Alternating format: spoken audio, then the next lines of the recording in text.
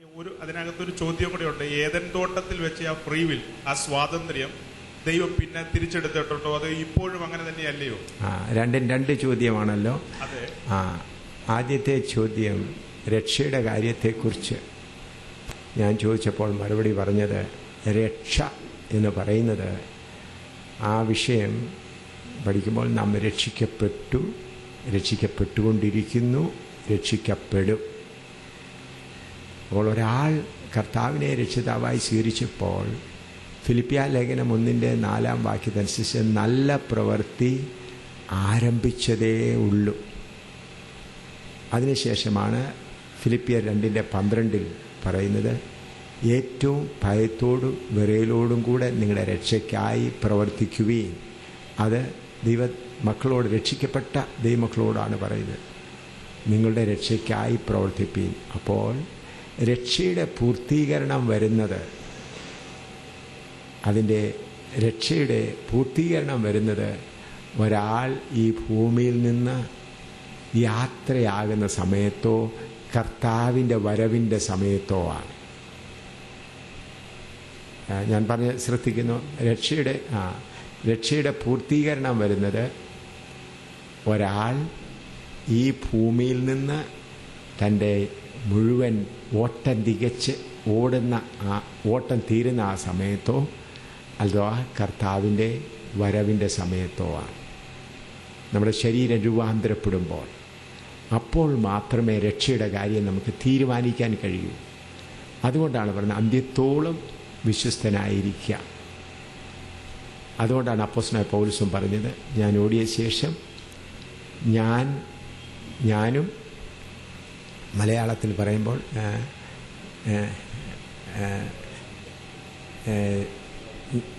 മലയാളത്തിൽ അതിന് പറയുന്നത്, മറ്റുള്ളവരോട് പ്രസംഗിച്ച ശേഷം ഞാനും കൊള്ളരുതായി തീരാതിരിക്കാൻ എൻ്റെ ശരീരത്തെ ദണ്ഡിപ്പിച്ച് അടിമയാക്കും.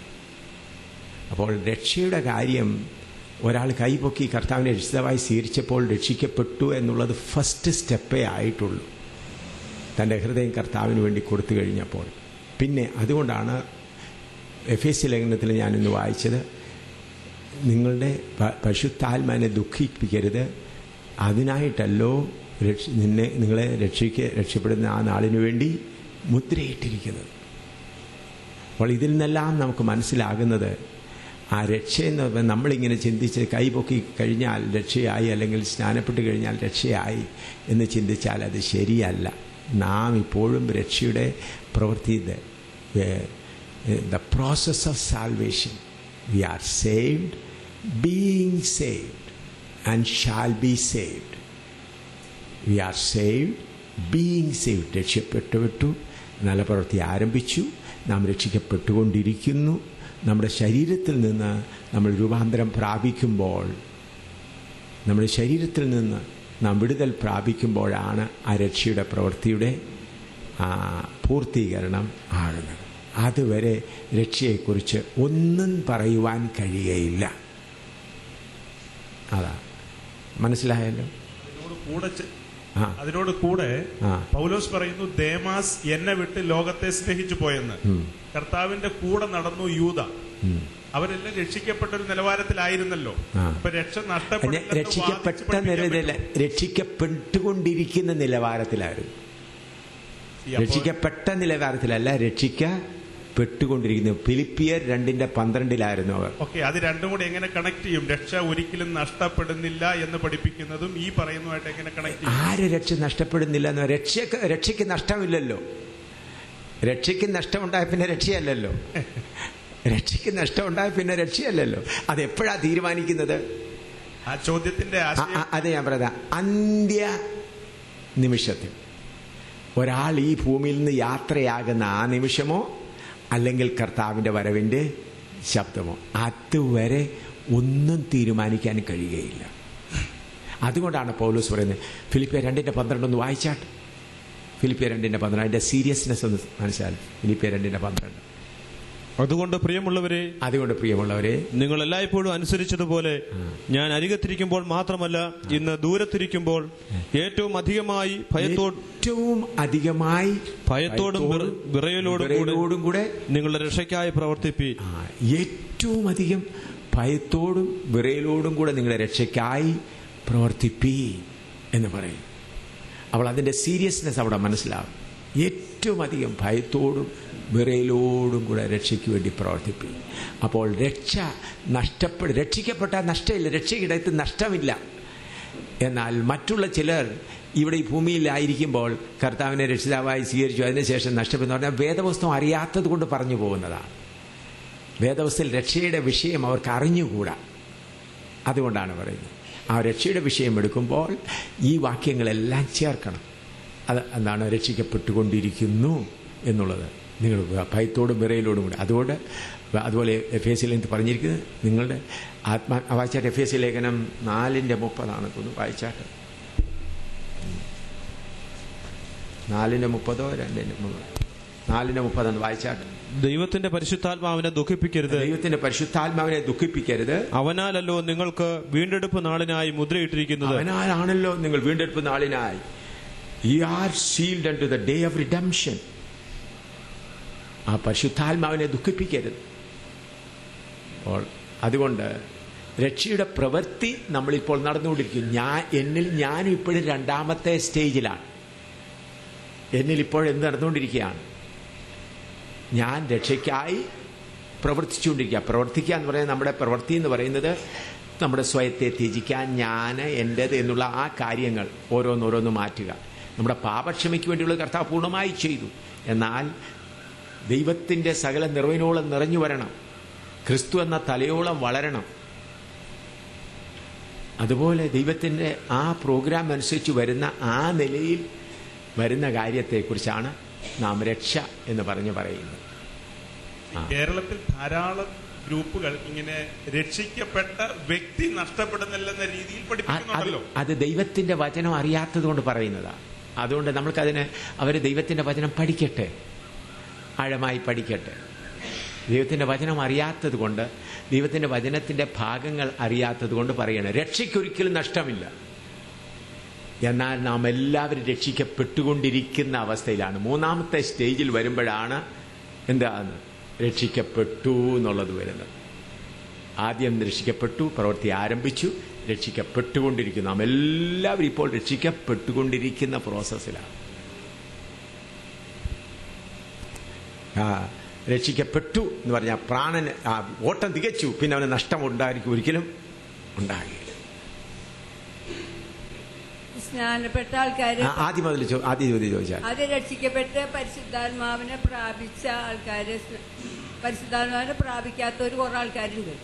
പരിശുദ്ധാത്മാവ് പ്രാപിക്കാത്തവര് അവര് രക്ഷിക്കപ്പെട്ട് സ്നാനപ്പെട്ടവരെന്നെ അവര് മരിച്ച സ്വർഗത്തിൽ പോകും. എങ്ങനെ? ഒന്നുകൂടെ ചോദ്യം ഒന്നുകൂടെ, എനിക്കത് ക്ലിയർ ആയില്ല. ഇപ്പോൾ സ്വർഗത്തിൽ പോകുന്ന കാര്യം അല്ല നമ്മുടെ പ്രധാന വിഷയം. ഞാൻ വിവരിച്ച് പറയാം. പലർക്കും അങ്ങനെ ചിന്തയുണ്ട്.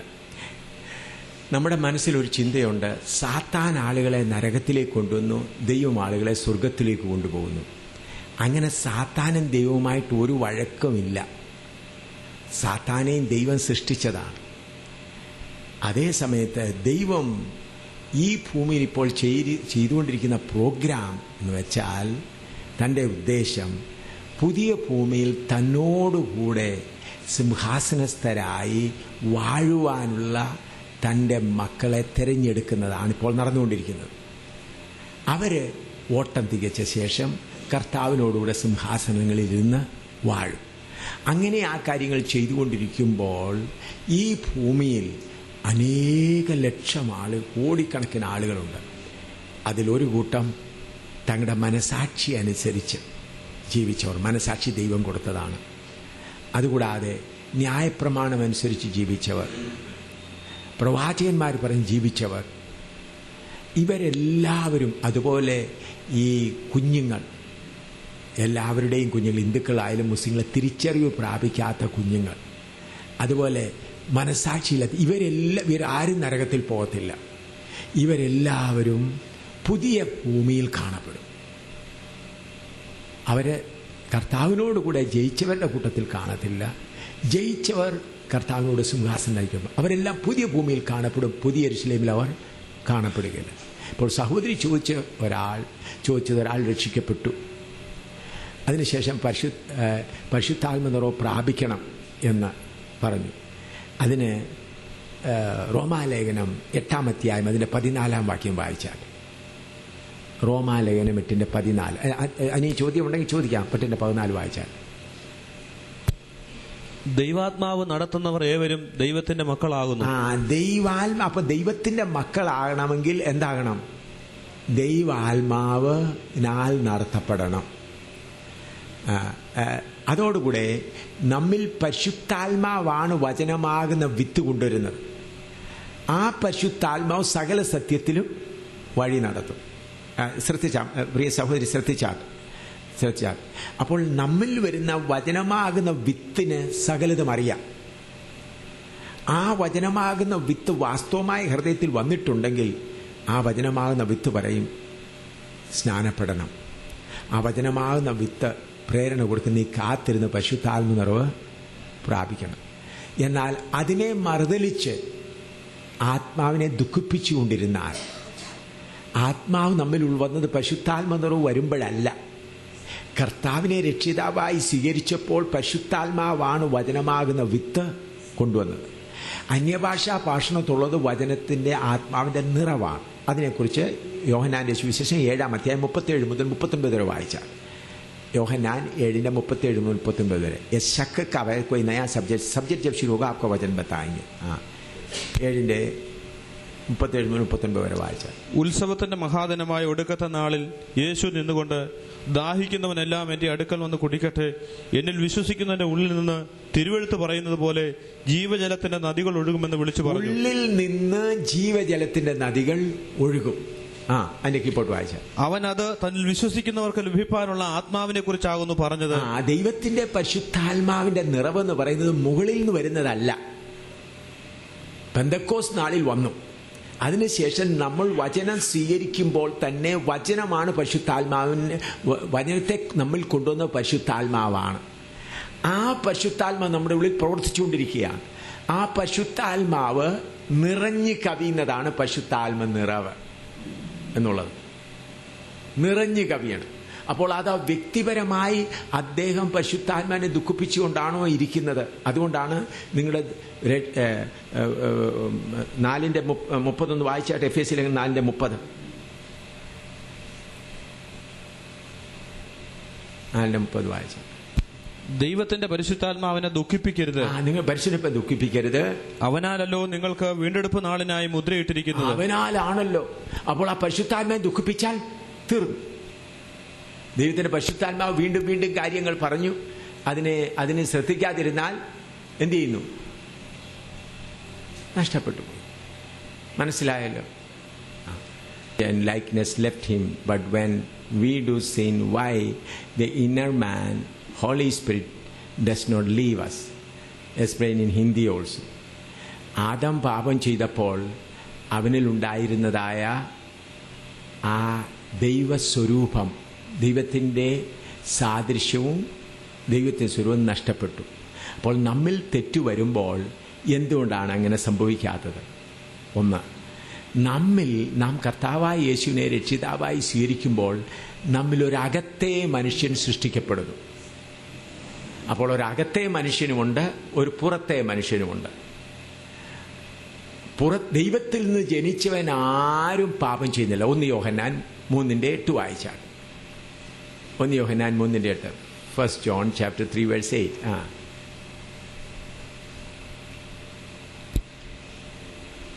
പാപം ചെയ്യുന്നവൻ പിശാചിന്റെ മകനാകുന്നു. പിശാച് ആദ്യം മുതൽ പാപം ചെയ്യുന്നുവല്ലോ. പിശാചിന്റെ പ്രവർത്തികളെ അഴിപ്പാൻ തന്നെ ദൈവപുത്രൻ പ്രത്യക്ഷനായി. അതിന്റെ താഴോട്ട് വായിച്ചാൽ, ദൈവത്തിൽ നിന്ന് ജനിച്ചവനാരും പാപം ചെയ്യുന്നില്ല. ദൈവത്തിൽ നിന്ന് ജനിച്ചവരാരും പാപം ചെയ്യുന്നില്ല. അവന്റെ വിത്ത് അവനിൽ വസിക്കുന്നു. ദൈവത്തിൽ നിന്ന് ജനിച്ചതിനാൽ അവന് പാപം ചെയ്യാൻ കഴിയുകയുമില്ല. ദൈവത്തിൽ നിന്ന് ജനിച്ചതിനാൽ അവന് പാപം ചെയ്യുവാൻ കഴിയുകയുമില്ല. ആദാമിൽ 2 വ്യക്തിത്വമില്ലായിരുന്നു. ആദാമിൽ ദൈവത്തിന്റെ സ്വരൂപം അത് നഷ്ടപ്പെട്ടു. എന്നാൽ നമ്മിൽ ഒരകത്തെ മനുഷ്യനുണ്ട്, ഒരു പുറത്തെ മനുഷ്യനുണ്ട്. അതുകൊണ്ടാണ് ഗലാത്യർ 5:17 വായിച്ചാൽ. ഗലാത്യർ 5:17, ഗലേഷ്യൻസ് 5:17. ജഡാഭിലാഷം ആത്മാവിനും ആത്മാഭിലാഷം ജഡത്തിനും വിരോധമായിരിക്കുന്നു. നിങ്ങൾ ഇച്ഛിക്കുന്നത് ചെയ്യാതെ വണ്ണം അവ തമ്മിൽ പ്രതികൂലമല്ലോ. നമ്മൾ ഇച്ഛിക്കുക ചെയ്യാതെ വണ്ണം. അപ്പോൾ നമ്മിൽ അകത്തെ മനുഷ്യനും പുറത്തെ മനുഷ്യനും തമ്മിലുള്ളതായ യുദ്ധത്തിൽ പലപ്പോഴും പുറത്തെ മനുഷ്യൻ ജയിച്ചു കഴിഞ്ഞാൽ അകത്തെ മനുഷ്യൻ ശാന്തമായി പരിശുദ്ധാത്മാവ് ഒന്ന് ചിരിക്കുകയാണ്, ഏറ്റുപറഞ്ഞ് മുൻപോട്ട് വരുമോ ഇല്ലയോ എന്നുള്ളത്. എന്നാൽ ഈ അവസ്ഥ ആദമിനില്ലായിരുന്നു, ഈ അവസ്ഥ നമ്മൾക്കുണ്ട്. അതുകൊണ്ട് ആദമിൽ ദൈവത്തിന്റെ വചനമാകുന്ന വിത്ത് വന്നിരുന്നില്ല. ആദാം ദൈവഭവനത്തിൽ ജനിക്കപ്പെട്ടിരുന്നില്ല. കർത്താവായ യേശുക്രിസ്തു വന്ന ശേഷം ക്രൂശിൽ തന്റെ ജീവനെ കൊടുത്തിട്ട് പരിശുദ്ധാത്മാവ് വന്ന ശേഷമാണ് ദൈവഭവനത്തിൽ ജനിക്കുന്ന അനുഭവം ഉണ്ടാകുന്നത്, ദൈവത്തിന്റെ ഭവനക്കാരായി തീർന്നിരിക്കുന്നത്. അങ്ങനെ ദൈവത്തിന്റെ ഭവനത്തിൽ ജനിച്ച നമ്മിൽ നമ്മൾ തെറ്റ് ചെയ്യുമ്പോൾ പരിശുദ്ധാത്മാവ് നമ്മിൽ നമ്മുടെ അകത്തെ മനുഷ്യൻ കുറ്റം വിധിച്ചുകൊണ്ടിരിക്കും. നീ ചെയ്യുന്നത് തെറ്റാണ്, നീ ശരിയാകണമെന്ന് പറഞ്ഞുകൊണ്ടിരിക്കും. എന്നാൽ അത് ശ്രദ്ധിക്കുന്നില്ല എങ്കിൽ ഒടുവിൽ ആ അകത്തെ മനുഷ്യൻ പുറപ്പെട്ടു പോകുവാൻ സാധ്യതയുണ്ട്, പരിശുദ്ധാത്മാവ് വിട്ടുപോകും. അതുവരെ പരിശുദ്ധാത്മാവ് ക്ഷമയോടെ കാത്തിരിക്കും. Adam had God's image and likeness in him, and we are inner man, and we have a Holy Spirit in us. So please explain what is the difference in God's image of inner man and Holy Spirit. Explain in Hindi also. Hindi में अभी बताने का समय नहीं है. നമ്മിൽ likeness in him, and we have inner man and Holy Spirit. Inner man and Holy Spirit in us. Please explain what is difference in God's image, inner and Holy Spirit. ദൈവത്തിന്റെ സാദൃശ്യപ്രകാരം സൃഷ്ടിച്ചു. അത് കഴിഞ്ഞ് നമ്മിലുണ്ടായതായ പുതിയ മനുഷ്യൻ, ഈ പുതിയ മനുഷ്യനും ദൈവത്തിന്റെ സാദൃശ്യവും തമ്മിലുള്ള അതെങ്ങനെയാണ് അതിന്റെ കാര്യം മനസ്സിലാക്കുന്നത്, അതിന്റെ വ്യത്യാസം. ആദമിനുണ്ടായിരുന്ന അവസ്ഥ നമ്മിൽ ഇപ്പോൾ ഉണ്ടായിരുന്ന അവസ്ഥയും തമ്മിൽ വലിയ വ്യത്യാസമുണ്ട്. ആദമിനെ ദൈവം തന്റെ സാദൃശ്യത്തിലും സ്വരൂപത്തിലും സൃഷ്ടിച്ചു, മണ്ണുകൊണ്ട് രൂപമുണ്ടാക്കി, ദൈവത്തിന്റെ ശ്വാസമൂതി. അപ്പോൾ ആദം ജീവനുള്ള ദേഹിയായി തീർന്നു. അപ്പോൾ ആദമിന് വസ്ത്രങ്ങളൊന്നും കൊടുത്തിരുന്നല്ല, ആദം ദൈവത്തിന്റെ തേജസ്സാകുന്ന വെളിച്ചത്തെയാണ് ധരിച്ചുകൊണ്ടിരുന്നത്. ദൈവത്തോട് അടുത്ത സമ്പർക്കമുണ്ടായിരുന്നു. എന്നാൽ പാപം ചെയ്തപ്പോൾ ആ സമ്പർക്കം പൂർണ്ണമായി അങ്ങ് നഷ്ടപ്പെട്ടു. ദൈവം പറയുന്നത് നീ മരിക്കും എന്ന് പറഞ്ഞാൽ ദൈവത്തോടുള്ള സമ്പർക്കം പൂർണ്ണമായി നശിച്ചു. പിന്നെ ഒരു സാധാരണ മനുഷ്യന്റെ അവസ്ഥയിലായി. എന്നാൽ നാം കർത്താവായ യേശുക്രിസ്തു, ഞാൻ ഇന്നലെ പറഞ്ഞത് ഓർക്കുണ്ടല്ലോ, നമ്മിൽ ഒരു പുതു മനുഷ്യനെ സൃഷ്ടിച്ചിട്ടാണ് ദൈവവുമായി ബന്ധപ്പെടുത്തുന്നത്. നമ്മിലുള്ള പുതു മനുഷ്യൻ പാപം ചെയ്യാൻ കഴിയുകയില്ല, പാപം ചെയ്യുകയില്ല. കാരണം അത് മുഴുവനും ആരാണ്? ആ പുതു മനുഷ്യൻ എങ്ങനെയാണ്? കൊലോസിയർ 3:10 വായിച്ചാൽ അകത്തുള്ള പുതിയ മനുഷ്യൻ, കൊലോസിയർ 3:10, കൊലോസിയർ 3:10. തന്നെ സൃഷ്ടിച്ചവന്റെ പ്രതിമപ്രകാരം പരിജ്ഞാനത്തിനായി പുതുക്കം പ്രാപിക്കുന്ന പുതിയ മനുഷ്യനെ ധരിച്ചിരിക്കുന്നുവല്ലോ. നമ്മുടെ സൃഷ്ടിച്ചവന്റെ പ്രതിമപ്രകാരം പുതിയ മനുഷ്യനെ ധരിച്ചിരിക്കുന്നുവല്ലോ. ഇനിയും എഫേസ്യർ 4:24 വായിച്ചാൽ,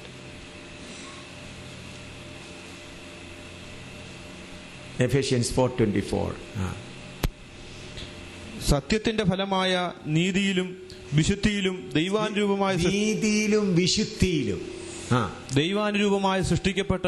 അപ്പോൾ സത്യത്തിന്റെ ഫലമായി നീതിയിലും വിശുദ്ധിയിലും. അപ്പോൾ നമ്മുടെ അകത്തെ മനുഷ്യൻ പൂർണ്ണമായി നീതിയിലും വിശുദ്ധിയിലും ദൈവാനുരൂപം. അതുകൊണ്ട് ആ മനുഷ്യന് പാപം ചെയ്യുവാൻ കഴിയില്ല. കാരണം ആ വിത്ത് ഏതാണ്? വചനമാകുന്ന വിത്താണ്. അപ്പോൾ നമ്മിൽ വരുന്ന തെറ്റുകൾ നമ്മുടെ പുറത്തെ മനുഷ്യൻ ജയിക്കുമ്പോൾ, ജഡം ജയിക്കുമ്പോൾ നാം തെറ്റ് ചെയ്തു പോകും. അതുകൊണ്ടാണ് ഇടുക്കവും ഞെരുക്കവുമുള്ള വഴികളിൽ കൂടെ നാം യാത്ര ചെയ്യുമ്പോൾ എല്ലാ ദിവസവും നമ്മുടെ കഷ്ടതകളാകുന്ന ക്രൂശ് എടുത്തുകൊണ്ട് പോകുമ്പോൾ നമ്മളുള്ള ജഡം മരിക്കപ്പെടുവാനിടയാകും. ഈ നമ്മളുള്ള ജഡത്തിന് വേണ്ടിയാണ് ഈ എല്ലാ ദിവസേന ക്രൂശ് എടുക്കേണ്ടത്. നമ്മിലുള്ള ജഡത്തിനാണ് ഇടുക്കവും ഞെരുക്കമുള്ള വഴിയുണ്ടാകുന്നത്. അങ്ങനെ ഇടുക്കവും ഞെരുക്കമുള്ള വഴിയിൽ കൂടെ നമ്മുടെ ജഡത്തെ വിടുമ്പോൾ ആത്മാവിനാൽ എന്ന് പറഞ്ഞാൽ വണ്ടിക്ക് ബ്രേക്ക് പിടിക്കുന്നത് പോലെയാണ്, ബ്രേക്ക് ഉള്ളതുപോലെ തന്നെയാണ്. ഈ ബ്രേക്ക് ഇല്ലെങ്കിൽ എവിടെയും താഴെ പോകും. അതുപോലെ നമ്മുടെ ജഡത്തെ ക്രൂശിച്ചു വയ്ക്കുന്നതിനാണ് ഇടുക്കവും ഞെരുക്കവുമുള്ള വഴി. നമ്മുടെ ജഡത്തെ അതിൻ്റെ ഇഷ്ടത്തിന് വിടാതിരിക്കുന്നതിനാണ് ഓരോ ദിവസവും അവരുടെ ക്രൂശ് എടുക്കേണ്ടത്. അങ്ങനെ എടുത്ത് മുൻപോട്ട് പോകും. അത് നമ്മുടെ നന്മയ്ക്ക് വേണ്ടിയാണ്. അപ്പോൾ നമ്മുടെ ജഡം നമ്മുടെ നിയന്ത്രണം വിട്ട് പോകുകയില്ല. ദൈവം നമ്മളെ അതുകൊണ്ടാണ് കർത്താവ്, അത് മാത്രമല്ല നുകമെടുത്ത്, കർത്താവ് പറഞ്ഞു, എൻ്റെ നുകമെടുത്ത് എന്നോട് അധ്വാനിക്കും ഭാരമുള്ളവരെ എൻ്റെ നുകമെടുത്ത് എന്നോട് പഠിപ്പി. അങ്ങനെ നുകം കൂടെ എടുത്ത് പോയി കഴിയുമ്പോൾ മാത്രമേ നമ്മുടെ ജഡത്തെ ക്രൂശിക്കുവാൻ കഴിയുള്ളൂ. 3 വിധ ആൾക്കാരെ കുറിച്ച് പറയുന്നുണ്ട്. ആത്മീകൻ, പ്രാകൃതൻ, ജഡീകൻ. പ്രാകൃതൻ രക്ഷിക്കപ്പെട്ടവനല്ല. ആത്മീകനും ജഡീകൻ എന്ന് പറയുമ്പോൾ ആത്മീയ ശിശുവാണ്. അപ്പൊ അതാണോ എന്നാ ഞാൻ ചോദിച്ചത്. ജഡീകൻ എന്ന് പറയുമ്പോൾ റോമാലേഖനം 8-ാം അധ്യായത്തിൽ പൗലോസ് വളരെ വ്യക്തമായിട്ട് പറയുന്നുണ്ട്, ജഡത്തിനനുസരിച്ച് നടക്കുന്ന ദൈവത്തെ പ്രസാദിപ്പിക്കുവാൻ കഴിയുന്നതുമല്ല. അപ്പോൾ ദൈവ സഭയിൽ വന്നിട്ടുള്ളവരിൽ നാം ഇന്ന് കാണുന്നത് ഉള്ളവരിൽ ഇന്നും അന്നും ഒരു കൂട്ടം രക്ഷിക്കപ്പെടാതെ സഭയിൽ കയറി വരുന്നുണ്ട്. അവർ വരുന്നത് ഭൗതിക നന്മകൾക്കും അവരുടെ പ്രയാസങ്ങൾ മാറുന്നതിനും അവരുടെ കഷ്ടങ്ങൾ മാറുന്നതിനും വേണ്ടിയാണ് അവർ കടന്നു വരുന്നത്. അങ്ങനെ അവർ കടന്നു വരുന്നത് കൊണ്ട് അവർ ദൈവഭയമുണ്ട്, ദൈവത്തെ വിശ്വസിക്കുന്നുണ്ട്. എന്നാൽ രക്ഷയുടെ അനുഭവം, വചനമാകുന്ന വിത്ത് അവർ ദൈവഭവനത്തിൽ ജനിച്ച ആ സന്തോഷമോ ആ അവകാശമോ അനുഭവപ്പെടുന്നില്ല.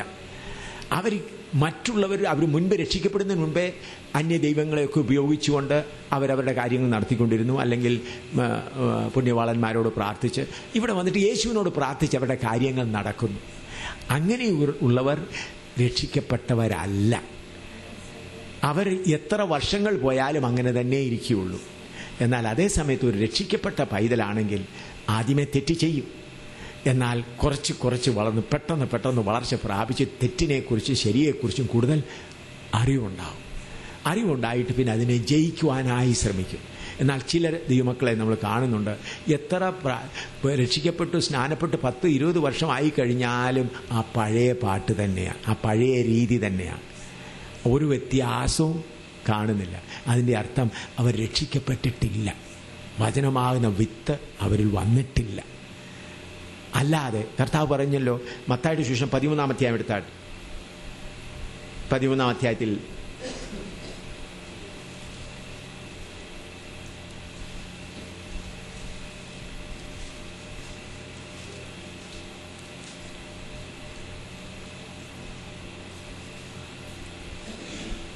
പതിമൂന്നാം അധ്യായത്തിൻ്റെ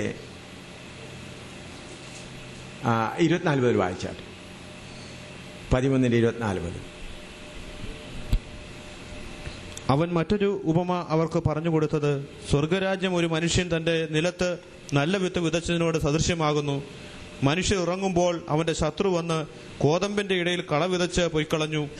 ഞാറ് വളർന്ന് കതിരായപ്പോൾ കളയും കാണായി വന്നു. അപ്പോൾ വീട്ടുടയവന്റെ ദാസന്മാർ അവന്റെ അടുക്കൽ ചെന്ന്, യജമാനെ, വയലിൽ നല്ല വിത്തല്ലയോ വിതച്ചത്, പിന്നെ കള എവിടെ നിന്ന് വന്നു എന്ന് ചോദിച്ചു. ഇത് ശത്രു ചെയ്തതാകുന്നു എന്ന് അവൻ അവരോട് പറഞ്ഞു. ഞങ്ങൾ പോയി അത് പറിച്ചു കൂട്ടുവാൻ സമ്മതമുണ്ടോ എന്ന് ദാസന്മാർ അവനോട് ചോദിച്ചു. അതിന് അവൻ, ഇല്ല, പക്ഷെ കള പറിക്കുമ്പോൾ കോതമ്പും കൂടെ പിഴുതുപോകും. രണ്ടും കൂടെ കൊയ്ത്തോളം വളരട്ടെ.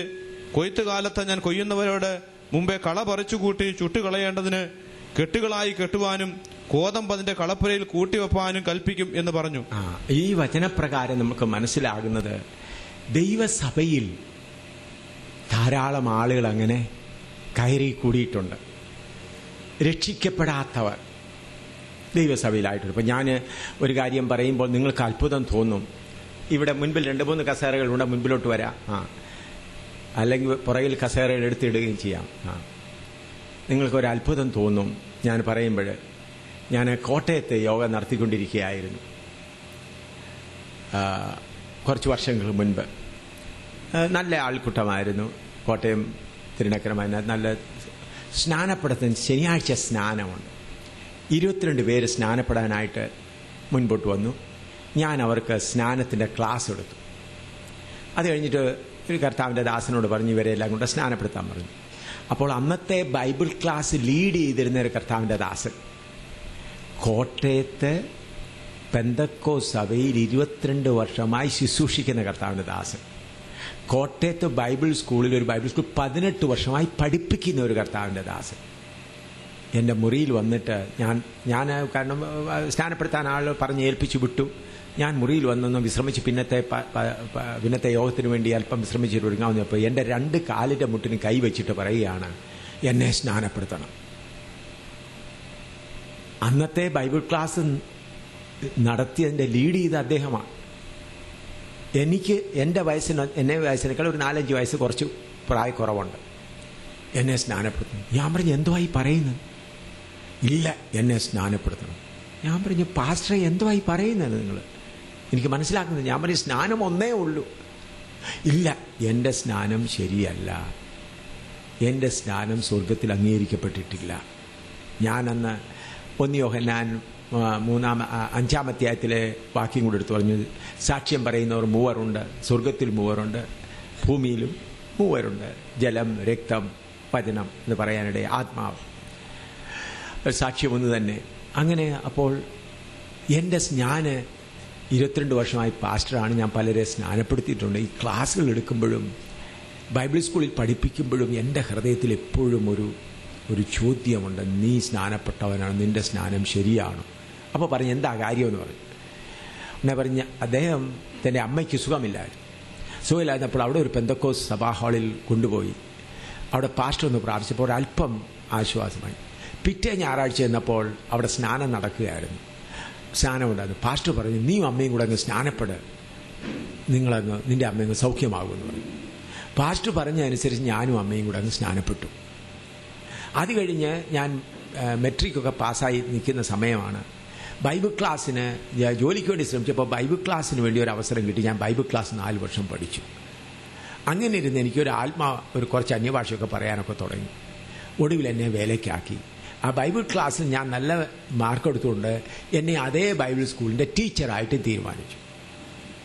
അപ്പോൾ എൻ്റെ മനസ്സിൽ പറയുന്നു ഞാൻ രക്ഷിക്കപ്പെട്ടിട്ടല്ല സ്നാനം, ഞാൻ മരിച്ചിട്ടില്ല.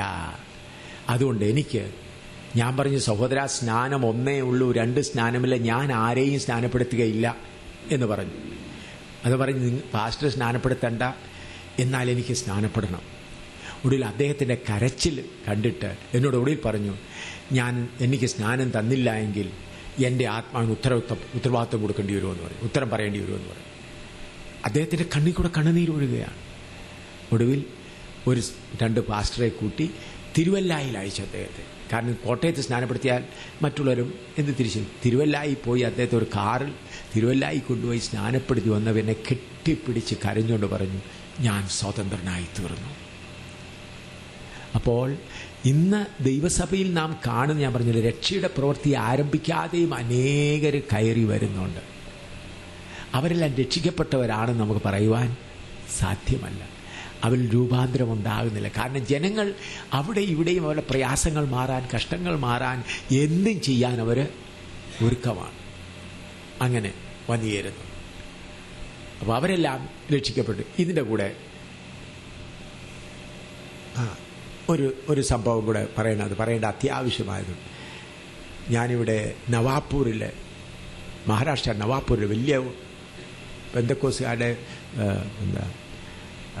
മഹാരാഷ്ട്രയിൽ വലിയ യോഗങ്ങളാണെന്ന് എല്ലാവരും കേട്ടുകൊണ്ടിരിക്കുന്നത്. ഞാൻ അവരുടെ കൺവെൻഷനിൽ വചനം പ്രസംഗിക്കാൻ എന്നെയും പാസ്റ്റർ PS സാമുവൽ, റായ്പൂരുള്ള പാസ്റ്റർ PS സാമുവൽ അവരുകളെയും ക്ഷണിച്ചു. ഞങ്ങൾ രണ്ടും അവിടെ വചനം ശുശ്രൂഷിച്ചുകൊണ്ടിരുന്നു. നവാപൂർ വലിയ കൺവെൻഷനായിട്ട് ഇപ്പോഴും കേൾവിക്കൊണ്ടിരിക്കുകയാണ്. പാസ്റ്റർ തോമസ് മാത്യു അവരുടെ, അന്ന് തോമസ് മാത്യു ജീവനോടിരിക്കുന്ന കാലമാണ്. അവിടെ ചെന്നു. നല്ല യോഗമായിരുന്നു. അന്ന് ശനിയാഴ്ച വൈകിട്ട് ഞാൻ പ്രസംഗിക്കണം. അപ്പം പാസ്റ്റർ PS സാമുവൽ നിങ്ങളറിയുമ്പോൾ വാര്യാപുലം യോനാച്ചൻ്റെ മൂത്ത സഹോദരനായിരുന്നു PS സാമുവൽ. അദ്ദേഹം എന്നോട് പറഞ്ഞു, അദ്ദേഹമാണ് എൻ്റെ കൂടെ, ഞങ്ങൾ രണ്ടുപേരും കൂടെ ആണ്. അപ്പം നമുക്ക് വൈകിട്ട് യോഗത്തിന് മുമ്പ് നടക്കാമെന്ന് പറഞ്ഞു. അപ്പം അങ്ങനെ നടന്നപ്പോൾ ഈ കൺവെൻഷൻ ഗ്രൗണ്ടിലേക്ക് ചെന്നു. കൺവെൻഷൻ ഗ്രൗണ്ടിലേക്ക് ചെന്നപ്പോൾ നടന്ന് അവിടെ വരെ ചെന്നപ്പോൾ വലിയ ആൾക്കൂട്ടം. ആ വലിയ ആൾക്കൂട്ടത്തിൽ സംസാരങ്ങൾ നടന്നുകൊണ്ടിരിക്കുകയാണ്. അപ്പോൾ അവർ പറയുകയാണ്, നിങ്ങൾ കേൾക്കണം. അവർ പറയും, ഞാൻ എൻ്റെ ചെവി കൊണ്ട് കേട്ടത് കാര്യമാണ്. അവർ പറയുകയാണ്, 700 രൂപ വെച്ച് തരികയാണെങ്കിൽ ഞങ്ങൾ 500 പേര് സ്നാനപ്പെടാനായിട്ട് ഒരുക്കാം. എന്നാ പറയുന്നത്, ഒരാൾക്ക് സ്നാനപ്പെടുന്ന ഒരാൾക്ക് 700 രൂപ വീതം തരികയാണെങ്കിൽ ഞങ്ങൾ 500 പേരെ സ്നാനപ്പെടുത്താനായി ഒരുക്കാം. ഇവർ പറയുന്നത് ഞങ്ങൾ 250 രൂപയെ തരാനൊക്കെ ഉള്ളൂ. അന്നേരം അവർ പറയുകയാണ്, കഴിഞ്ഞതിൻ്റെ മുമ്പിലത്തെ ആഴ്ച ഒരു പ്രാവശ്യം വന്നു, ഞങ്ങൾക്ക് എല്ലാവർക്കും 800 രൂപ വീതം വന്നു, സ്നാനപ്പെട്ടവർക്കെല്ലാം 800 രൂപ വീതം കൊടുത്തു. നിങ്ങൾ ഇന്ത്യക്കാരായിട്ട് 100 രൂപ കുറച്ച് തരിക. എൻ്റെ ചെവി കൊണ്ട് കേൾക്കുക. അപ്പോൾ അവർ പറയുന്നത് എന്താണ്, 700 രൂപ കൊടുത്താൽ, ഇപ്പോൾ ഇവർ പാസ്റ്റർ എന്താ പറയുക, ഞങ്ങൾ എത്ര രൂപ തരാനൊക്കെ ഉള്ളൂ? 250 രൂപ തരാണ്. ഞങ്ങൾ 100 അതിൽ കൂടിയാൽ 150 200 പേരെ തരാം, അതിൽ കൂടുതൽ തരികയില്ല. ഇവർ പറയും ഞങ്ങൾക്ക് ഒരു 500 പേരെ സ്നാനപ്പെടുത്താൻ തരണം. നവാപൂർ ഡോക്ടർ തോമസ് മാത്യുവിൻ്റെ പെന്റിക്കോസ്റ്റൽ ചർച്ചിലെ അവിടെ നടത്താൻ തോമസ് മാത്യു അകത്തിരിപ്പുണ്ട്. ഞാൻ അവിടെ നിന്നുകൊണ്ട് ഒരു സ്ലിപ്പ് എഴുതി തോമസ് മാത്യുവിന് കൊടുത്തു. ഇന്ന് വൈകിട്ട് ഞാൻ പ്രസംഗിക്കുകയില്ല, ഈ ബിസിനസ് ഞാൻ പങ്കാളിയാകുകയില്ല എഴുതി കൊടുത്തു. അന്ന് വൈകിട്ട് ഞങ്ങൾ യോഗത്തിന് പോയില്ല. പിറ്റേ ദിവസം ഞായറാഴ്ച രാവിലെ ഞങ്ങൾ പാക്ക് ചെയ്ത് സ്ഥലം വിട്ടു. ഈ പെന്തക്കോസ്റ്റ് ഗോളത്തിൽ ഇങ്ങനെയുള്ള അന്യായം നടക്കുന്നുണ്ട്. ഇവരെല്ലാം സ്വർഗത്തിൽ വരുമോ? റിപ്പോർട്ടിന് വേണ്ടി അങ്ങനെ ഇങ്ങനെ ആളുകളെ പിടിച്ചങ്ങാക്കുക. എങ്ങനെയെങ്കിലും സഭയിൽ ഇപ്പം നടക്കില്ല. ഇവിടെ ഒരു സുരേഷ് ബാബുവിൻ്റെ അവിടെ എഴുതി ബോർഡ് വെച്ചിട്ടുണ്ട്. ഞാൻ പേര് പറഞ്ഞ് പറയുകയാണ്. എന്താണ്? രോഗസൗഖ്യം, അതുപോലെ സാമ്പത്തിക ബുദ്ധിമുട്ട്, കുടുംബസമാധാനത്തിന് വരിക. ഇതല്ലേ, ഈ കച്ചവടമല്ലേ ദൈവസഭയിൽ നടന്നുകൊണ്ടിരിക്കുന്നത്? സത്യസുവിശേഷത്തിന് സ്ഥാനമുണ്ടോ? അപ്പോൾ ഇതെല്ലാം വലിയ അന്യായം നടക്കുക. ഈ കള്ളക്കടത്തുകാരെ എല്ലാം ദൈവം പിടിക്കും. എന്നാൽ ദൈവം ഇപ്പോൾ അനുവദിച്ചിരിക്കുന്നത് എന്തിനാണ്? ഇതെല്ലാം കേട്ടിട്ട് ഇതല്ല, ജീവന്റെ വചനം വേറെയാണെന്ന് ആഗ്രഹമുള്ളവരെ മനസാക്ഷി പറയുന്നവർ പുറപ്പെട്ടു വരും. അവർക്ക് ഈ കള്ളക്കടത്തുകാരുടെ ഈ കള്ളന്മാരുടെ മഹാകള്ളന്മാരാണ്. ചെറിയ കള്ളന്മാരല്ല, മഹാകള്ളന്മാർ, ദൈവസഭയെ മുടിക്കുന്ന കള്ളന്മാർ. നിങ്ങൾ വിചാരിക്കും ദൈവദാസൻ എവിടെ? അവരെ സ്വർഗത്തിൽ കാണുമോ? ഇത്ര ജനത്തെ മുഴുവൻ വഞ്ചിച്ച് നരകത്തിൽ കൊണ്ടുവന്ന് സ്വർഗത്തിൽ കാണും. അവരുടെ ആത്മാവേത്? അല്പമെങ്കിലും പരിശുദ്ധാത്മാവുണ്ടെങ്കിൽ ഇങ്ങനത്തെ അന്യായം കാണിക്കുകയില്ല. ഭയമുണ്ടാകും.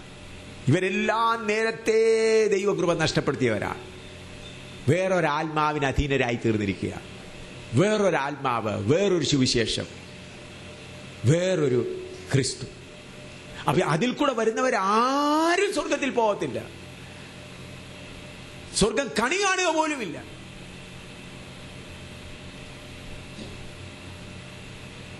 നമ്മൾ ഇവരെല്ലാം സ്വർഗത്തിൽ പോകുമെന്ന് വിചാരിച്ച് നമ്മളിരുന്നാൽ കാര്യങ്ങൾ നടക്കയില്ല, പ്രിയമുള്ളവരെ. അതുകൊണ്ട് ഞാൻ നിങ്ങളോട് പറയുന്നത്, ഞങ്ങളെ ഇവിടെ അയച്ചത് സത്യസുവിശേഷം എന്താണ്.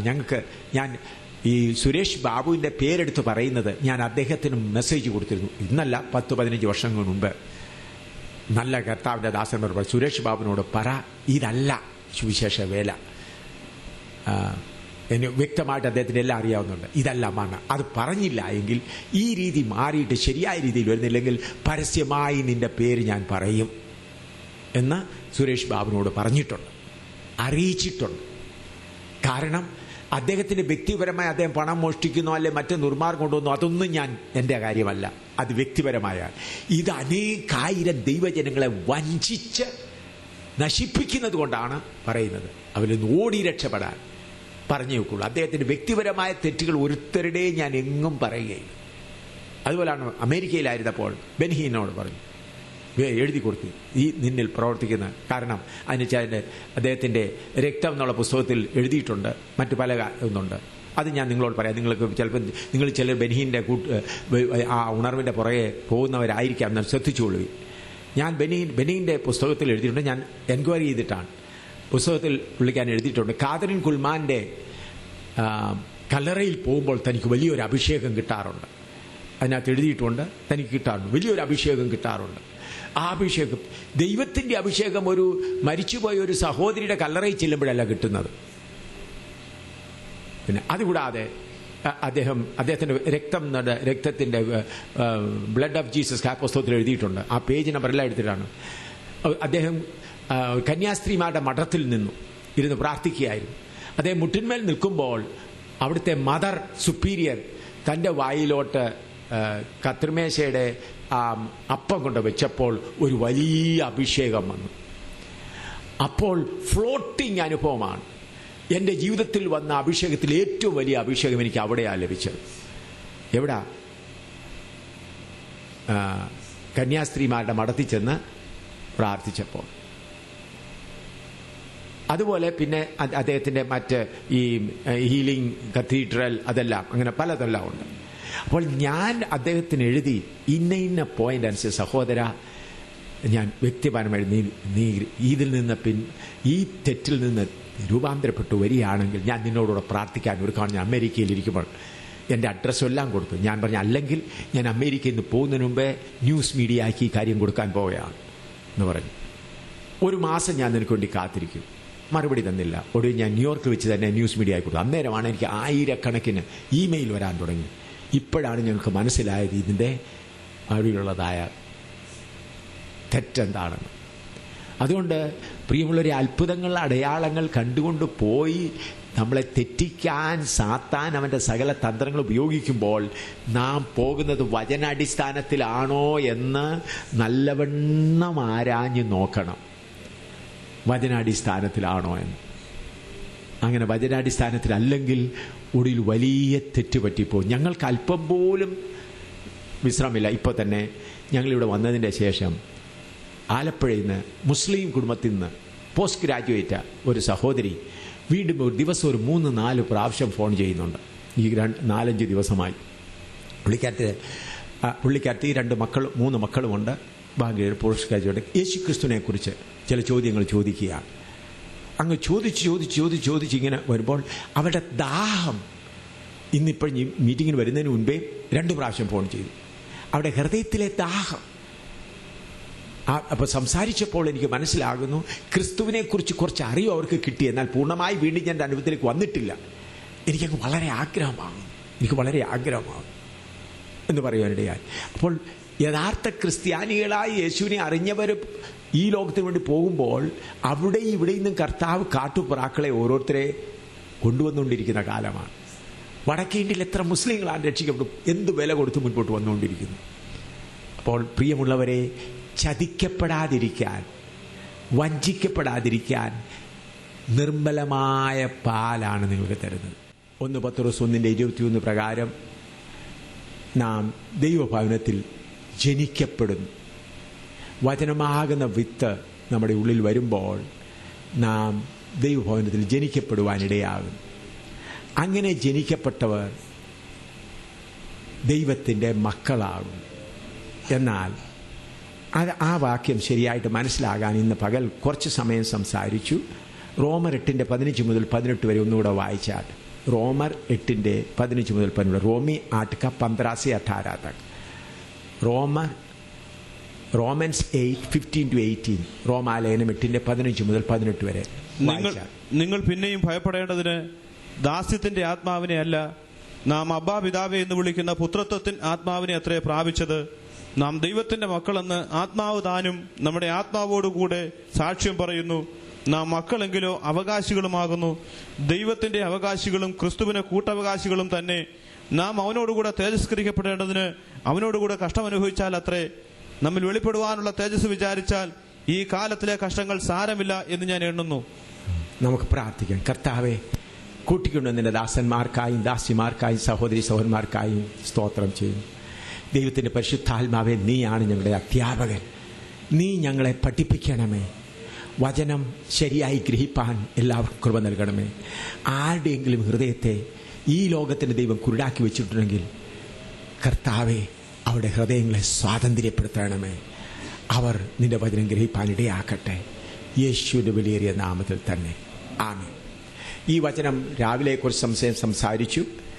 അതിൽ 2 കാര്യമാണ്. ദാസത്വത്തിന്റെ ആത്മാവ്. ഇനി ഭയപ്പെടാൻ നിങ്ങൾ ദാസത്വത്തിന്റെ ആത്മാവിനെ അല്ല, പുത്രത്വത്തിന്റെ ആത്മാവിനെ, അബ്ബാ പിതാവേ എന്ന് വിളിക്കുവാൻ പുത്രത്വത്തിന്റെ ആത്മാവിനെയാണ് പ്രാപിച്ചത്. അപ്പോൾ ഇത് നമ്മൾ കേരളത്തിലുള്ളവർക്ക് മനസ്സിലാകാൻ, ദാസത്വത്തിന്റെ ആത്മാവ് പുത്രത്തിന്റെ ആത്മാവിന്റെ വ്യത്യാസം മനസ്സിലാകാൻ അല്പം പ്രയാസമുള്ളത് കൊണ്ട് പുറപ്പാട് പുസ്തകം 21 അധ്യായത്തിന്റെ 2 മുതൽ 5 വരെ വായിച്ചാട്ട്. Book of Exodus chapter 21 verse 2 to 5. പുറപ്പാട് പുസ്തകം 21 2 മുതൽ 5 വരെ. ഒരു എബ്രായ ദാസനെ വിലയ്ക്ക് വാങ്ങിയാൽ 6 സംവത്സരം സേവിച്ചിട്ട് 7-ാം സംവത്സരത്തിൽ അവൻ ഒന്നും കൊടുക്കാതെ സ്വതന്ത്രനായി പൊയ്ക്കൊള്ളട്ടെ. ഏകനായി വന്നുവെങ്കിൽ ഏകനായി പോകട്ടെ. അവന് ഭാര്യ ഉണ്ടായിരുന്നു എങ്കിൽ ഭാര്യയും അവനോടുകൂടെ പോകട്ടെ. അവന്റെ യജമാനൻ അവന് ഭാര്യയെ കൊടുക്കുകയും അവൾ അവന് പുത്രന്മാരെയോ പുത്രിമാരെയോ പ്രസവിക്കുകയോ ചെയ്തിട്ടുണ്ടെങ്കിൽ ഭാര്യയും മക്കളും യജമാനന് ഇരിക്കണം. അവൻ ഏകനായി പോകണം. എന്നാൽ ദാസൻ, ഞാൻ എൻ്റെ യജമാനെയും എൻ്റെ ഭാര്യയെയും മക്കളെയും സ്നേഹിക്കുന്നു, ഞാൻ സ്വതന്ത്രനായി പോകയില്ല എന്ന് തീർത്തു പറഞ്ഞാൽ യജമാനൻ അവനെ ദൈവസന്നിധിയിൽ കൂട്ടിക്കൊണ്ട് ചെന്ന് കതകിന്റെയോ കട്ടളക്കാലിന്റെയോ അടുക്കൽ നിർത്തിയിട്ട് സൂചി കൊണ്ട് അവന്റെ കാത് കുത്തി തുളയ്ക്കണം. പിന്നെ അവൻ എന്നേക്കും അവന് ദാസനായിരിക്കണം. ഒരുത്തൻ തന്റെ പുത്രി. മതി. ഇവിടെ ഇസ്രായേൽ മക്കൾക്ക് വേണ്ടി ദൈവം കൊടുത്ത നിയമം, അന്ന് അടിമക്കച്ചവടം ധാരാളം ഉണ്ടായിരുന്ന കാലമാണ്. അനേകരുടെ ഭവനങ്ങളിൽ അടിമകളായി ആണുങ്ങളും പെണ്ണുങ്ങളും ഉണ്ടായിരിക്കും. അപ്പോൾ ഒരു യജമാനന് ഒരടിമയെ വാങ്ങിക്കൊണ്ടുവന്നു. അവന് വേറൊരു അടിമ സ്ത്രീയെ അവനുമായിട്ട് കൊണ്ടുവന്നു. അവർ രണ്ടുപേരും വിവാഹം കഴിപ്പിച്ചു. അവർക്ക് മക്കളുണ്ടായാൽ ആ അടിമത്വത്തിൽ നിന്ന മക്കളാണ്. ആ മക്കൾക്ക് ആ യജമാനന്റെ മക്കളുടെ അത്രയും അവകാശമില്ല. അതുകൊണ്ട് യജമാനന്റെ സ്വന്തം മക്കൾ അബ്ബാ പിതാ ഹേ മാ അങ്ങനെ വിളിക്കാറുണ്ട്. അടിമത്വത്തിലുള്ളവർ അബ്ബാ പിതാ എന്ന് വിളിച്ചാൽ ഉടനെ അവരെ കൊന്നുകളയും. അതിന്റെ അർത്ഥം അബ്ബാ പിതാ ഹേമ മാ എന്ന് വിളിച്ചാൽ അവരുടെ വസ്തുക്കൾക്കെല്ലാം അവകാശമുണ്ട്. അപ്പോൾ അങ്ങനെ അടിമകളിൽ നിന്ന് വന്ന മക്കൾ ആ യജമാനന്റെ മക്കളാണെങ്കിലും അവർ ദാസത്വത്തിന്റെ മക്കളാണ്. ആ യജമാനനിൽ നിന്ന് ജനിച്ച മക്കളല്ല. ആ കാര്യം എടുത്തിട്ടാണ് ഇവിടെ പറയുന്നത്, നിങ്ങൾ ദാസത്വത്തിന്റെ ആത്മാവിനെ അല്ല പുത്രത്വത്തിന്റെ ആത്മാവിനെയാണ് പ്രാപിച്ചിരിക്കുന്നത്. അപ്പോൾ ദൈവസന്നിധിയിൽ കടന്നു വരുന്ന ഓരോരുത്തരും വാസ്തവമായി വചനമാകുന്ന വിത്തിനാൽ അവരിൽ ജനനമുണ്ടായെങ്കിൽ അവർ പുത്രന്മാരാണ്. അവര് ദാസത്വത്തിന്റെ ആത്മാക്കളാൽ. ഇന്ന് സഭകളിൽ 2 വിധത്തിലുള്ളതായ പുത്രന്മാരുണ്ട്. ഒന്ന്, പുത്രത്വത്തിന്റെ ആത്മാവോടുകൂടെ പ്രവർത്തിക്കുന്ന ഒരു കൂട്ടർ, ദാസത്വത്തിന്റെ ആത്മാവോട്. 2 ആത്മാവ്, പുത്രത്വത്തിന്റെ ആത്മാവ്, ദാസത്വത്തിന്റെ ആത്മാവ്.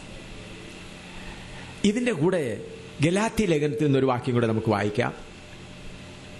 ഗലാത്യ ലേഖനം 4:1 മുതൽ 7 വരെ. Galatians chapter 4 1 to 7. ഗലാത്യർ 4:1 മുതൽ 7 വരെ വായിച്ചാട്ട്. അവകാശി സർവത്തിനും യജമാനെങ്കിലും ശിശുവായിരിക്കുന്നിടത്തോളം ദാസനേക്കാൾ ഒട്ടും വിശേഷതയുള്ളവനല്ല. പിതാവ് നിശ്ചയിച്ച അവധിയോളം രക്ഷകന്മാർക്കും ഗ്രഹവിചാരകന്മാർക്കും കീഴ്പ്പെട്ടവനത്രേ എന്ന് ഞാൻ പറയുന്നു. അതുപോലെ നാം ശിശുക്കളായിരുന്നപ്പോൾ ലോകത്തിന്റെ ആദിപാഠങ്ങളിൽ കീഴടിമപ്പെട്ടിരുന്നു. എന്നാൽ കാലസമ്പൂർണത വന്നപ്പോൾ ദൈവം തന്റെ പുത്രനെ സ്ത്രീയിൽ നിന്ന് ജനിച്ചവനായി ന്യായപ്രമാണത്തിന് കീഴിൽ ജനിച്ചവനായി നിയോഗിച്ചത് അവൻ ന്യായപ്രമാണത്തിന് കീഴുള്ളവരെ വിലയ്ക്ക് വാങ്ങിയിട്ട് നാം പുത്രത്വം പ്രാപിക്കേണ്ടതിന് തന്നെ. നിങ്ങൾ മക്കളാകൊണ്ട് അബ്ബാപിതാവേ എന്ന് വിളിക്കുന്ന സ്വപുത്രന്റെ ആത്മാവിനെ ദൈവം നമ്മുടെ ഹൃദയങ്ങളിൽ അയച്ചു. അങ്ങനെ നീ ഇനി ദാസനല്ല പുത്രനത്രേ. പുത്രനെങ്കിലോ ദൈവഹിതത്താൽ അവകാശിയുമാകുന്നു. പ്രിയമുള്ളവരെ, ഇവിടെ ശിശു ആയിരിക്കുന്നിടത്തോളം കാലം ദാസനേക്കാൾ ഒട്ടും വിശേഷതയുള്ളവനല്ല. എന്നാൽ ഒരു ശിശു വളർന്നു വരുന്തോറും പരിജ്ഞാനം വർദ്ധിച്ച് അവന്റെ പിതാവിനെയും മാതാവിനെയും മനസ്സിലാക്കാൻ തുടങ്ങുന്നു. അതുപോലെ രക്ഷിക്കപ്പെട്ട ഒരു ദൈവപൈതൽ ആത്മാവിൽ വളർച്ച പ്രാപിക്കും തോറും അവൻ്റെ കണ്ണുകൾ തുറക്കുകയും ദൈവം അവൻ്റെ പിതാവാണെന്നുള്ളത് മനസ്സിലാക്കുകയും ചെയ്യും. എന്നാൽ ഒരു കൂട്ടം ആളുകളുണ്ട്, അവർക്ക് ദൈവത്തിൽ നിന്ന് വല്ലതും കിട്ടിയാൽ മതി. അപ്പം അവരുടെ പ്രാർത്ഥന എനിക്കത് വേണം, എനിക്കിത് വേണം, അവരുടെ ലിസ്റ്റിൽ എഴുതി ഇന്നത് വേണമെന്നങ്ങ് പ്രാർത്ഥനയാണ്. കാരണം അവർ കുടുംബത്തിൽ ജനിച്ചവരല്ല, അവകാശികളല്ല. എന്നാൽ അവകാശികളുടെ രീതി വേറെയാണ്. പുത്രത്വത്തിന്റെ അവകാശത്തോടുകൂടെ അവർ നടക്കുകയാണ്. അവർ വളർച്ച പ്രാപിക്കും തോറും എന്റെ പിതാവ് വലിയവനായ ദൈവമാണ്, അവനാണ് എൻ്റെ ദൈവം, അതുകൊണ്ട് ഈ അവൻ്റേത് മുഴുവനും എൻ്റേതും കൂടെയാണ്. അതിൻ്റെ ആ വാക്യം വായിക്കുമ്പോൾ റോമാലേഖനം 8-ാം അധ്യായത്തിലേക്ക് വീണ്ടും വന്നാട്ട് അതിന്റെ 17 വായിച്ചാൽ 8:17 നാം മക്കളെങ്കിലും അവകാശികളുമാകുന്നു, ദൈവത്തിന്റെ അവകാശികളും ക്രിസ്തുവിന് കൂട്ടവകാശികളും തന്നെ. ഹല്ലേലൂയ. ദൈവത്തിന്റെ അവകാശികളും നിങ്ങൾക്ക് മക്കളുണ്ടല്ലോ. നിങ്ങളുടെ മക്കൾ നിങ്ങളോടുകൂടെ പാർക്കുമ്പോൾ എപ്പോഴെങ്കിലും നിങ്ങളുടെ മക്കൾ നിങ്ങളോട് പപ്പാ ഈ മേശ എനിക്ക് തരണേ, എനിക്ക് ഈ അൽമാര തരണേ എന്ന് പറയാറുണ്ടോ? പറയുകയില്ല. കാരണം ഇത് എൻ്റെ പിതാവിൻ്റെ വക, എനിക്കിതിന് അവകാശമുണ്ട്. എന്നാൽ ഒരു ദത്തെടുത്തവനാണെങ്കിൽ പറയും എനിക്ക് ആ സ്റ്റൂൾ തരണേ, ഞാൻ കൊണ്ടുപോയിക്കോളാം എന്ന് പറയും. ഞാൻ പറയുന്നതൊക്കെ മനസ്സിലായോ? കുടുംബത്തിൽ ജനിച്ചവന് അറിയാം ഇതെന്റെ അവകാശമാണ്, എന്റെ അപ്പന്റെ കൂടെ എനിക്ക് വസിച്ചാൽ മതി, എന്റെ അപ്പൻ സ്വതവേ എനിക്ക് ഞാൻ പ്രായമാകുമ്പോൾ മാറി താമസിക്കാൻ അപ്പൻ തരും.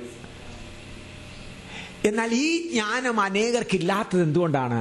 അവർ രക്ഷിക്കപ്പെട്ടിട്ടില്ല. സ്നാനപ്പെട്ടത് ശരിയാ, കുറച്ച് മുറി അന്യഭാഷയും പറയും ശരിയാണ്, എന്നാൽ വാസ്തവത്തിൽ അവർ ദൈവകുടുംബത്തിൽ ജനിക്കപ്പെട്ടിട്ടില്ല. ഏതോ കാര്യങ്ങൾ ഇങ്ങനെയുള്ളതായ സുരേഷ് ബാബുവിന്റെ കൂട്ടുള്ള ഈ യോങ്ങിൽ കുറച്ച് പേര് കൈപൊക്കും, അവരെ വെള്ളത്തിൽ മുക്കുകയും ചെയ്യും.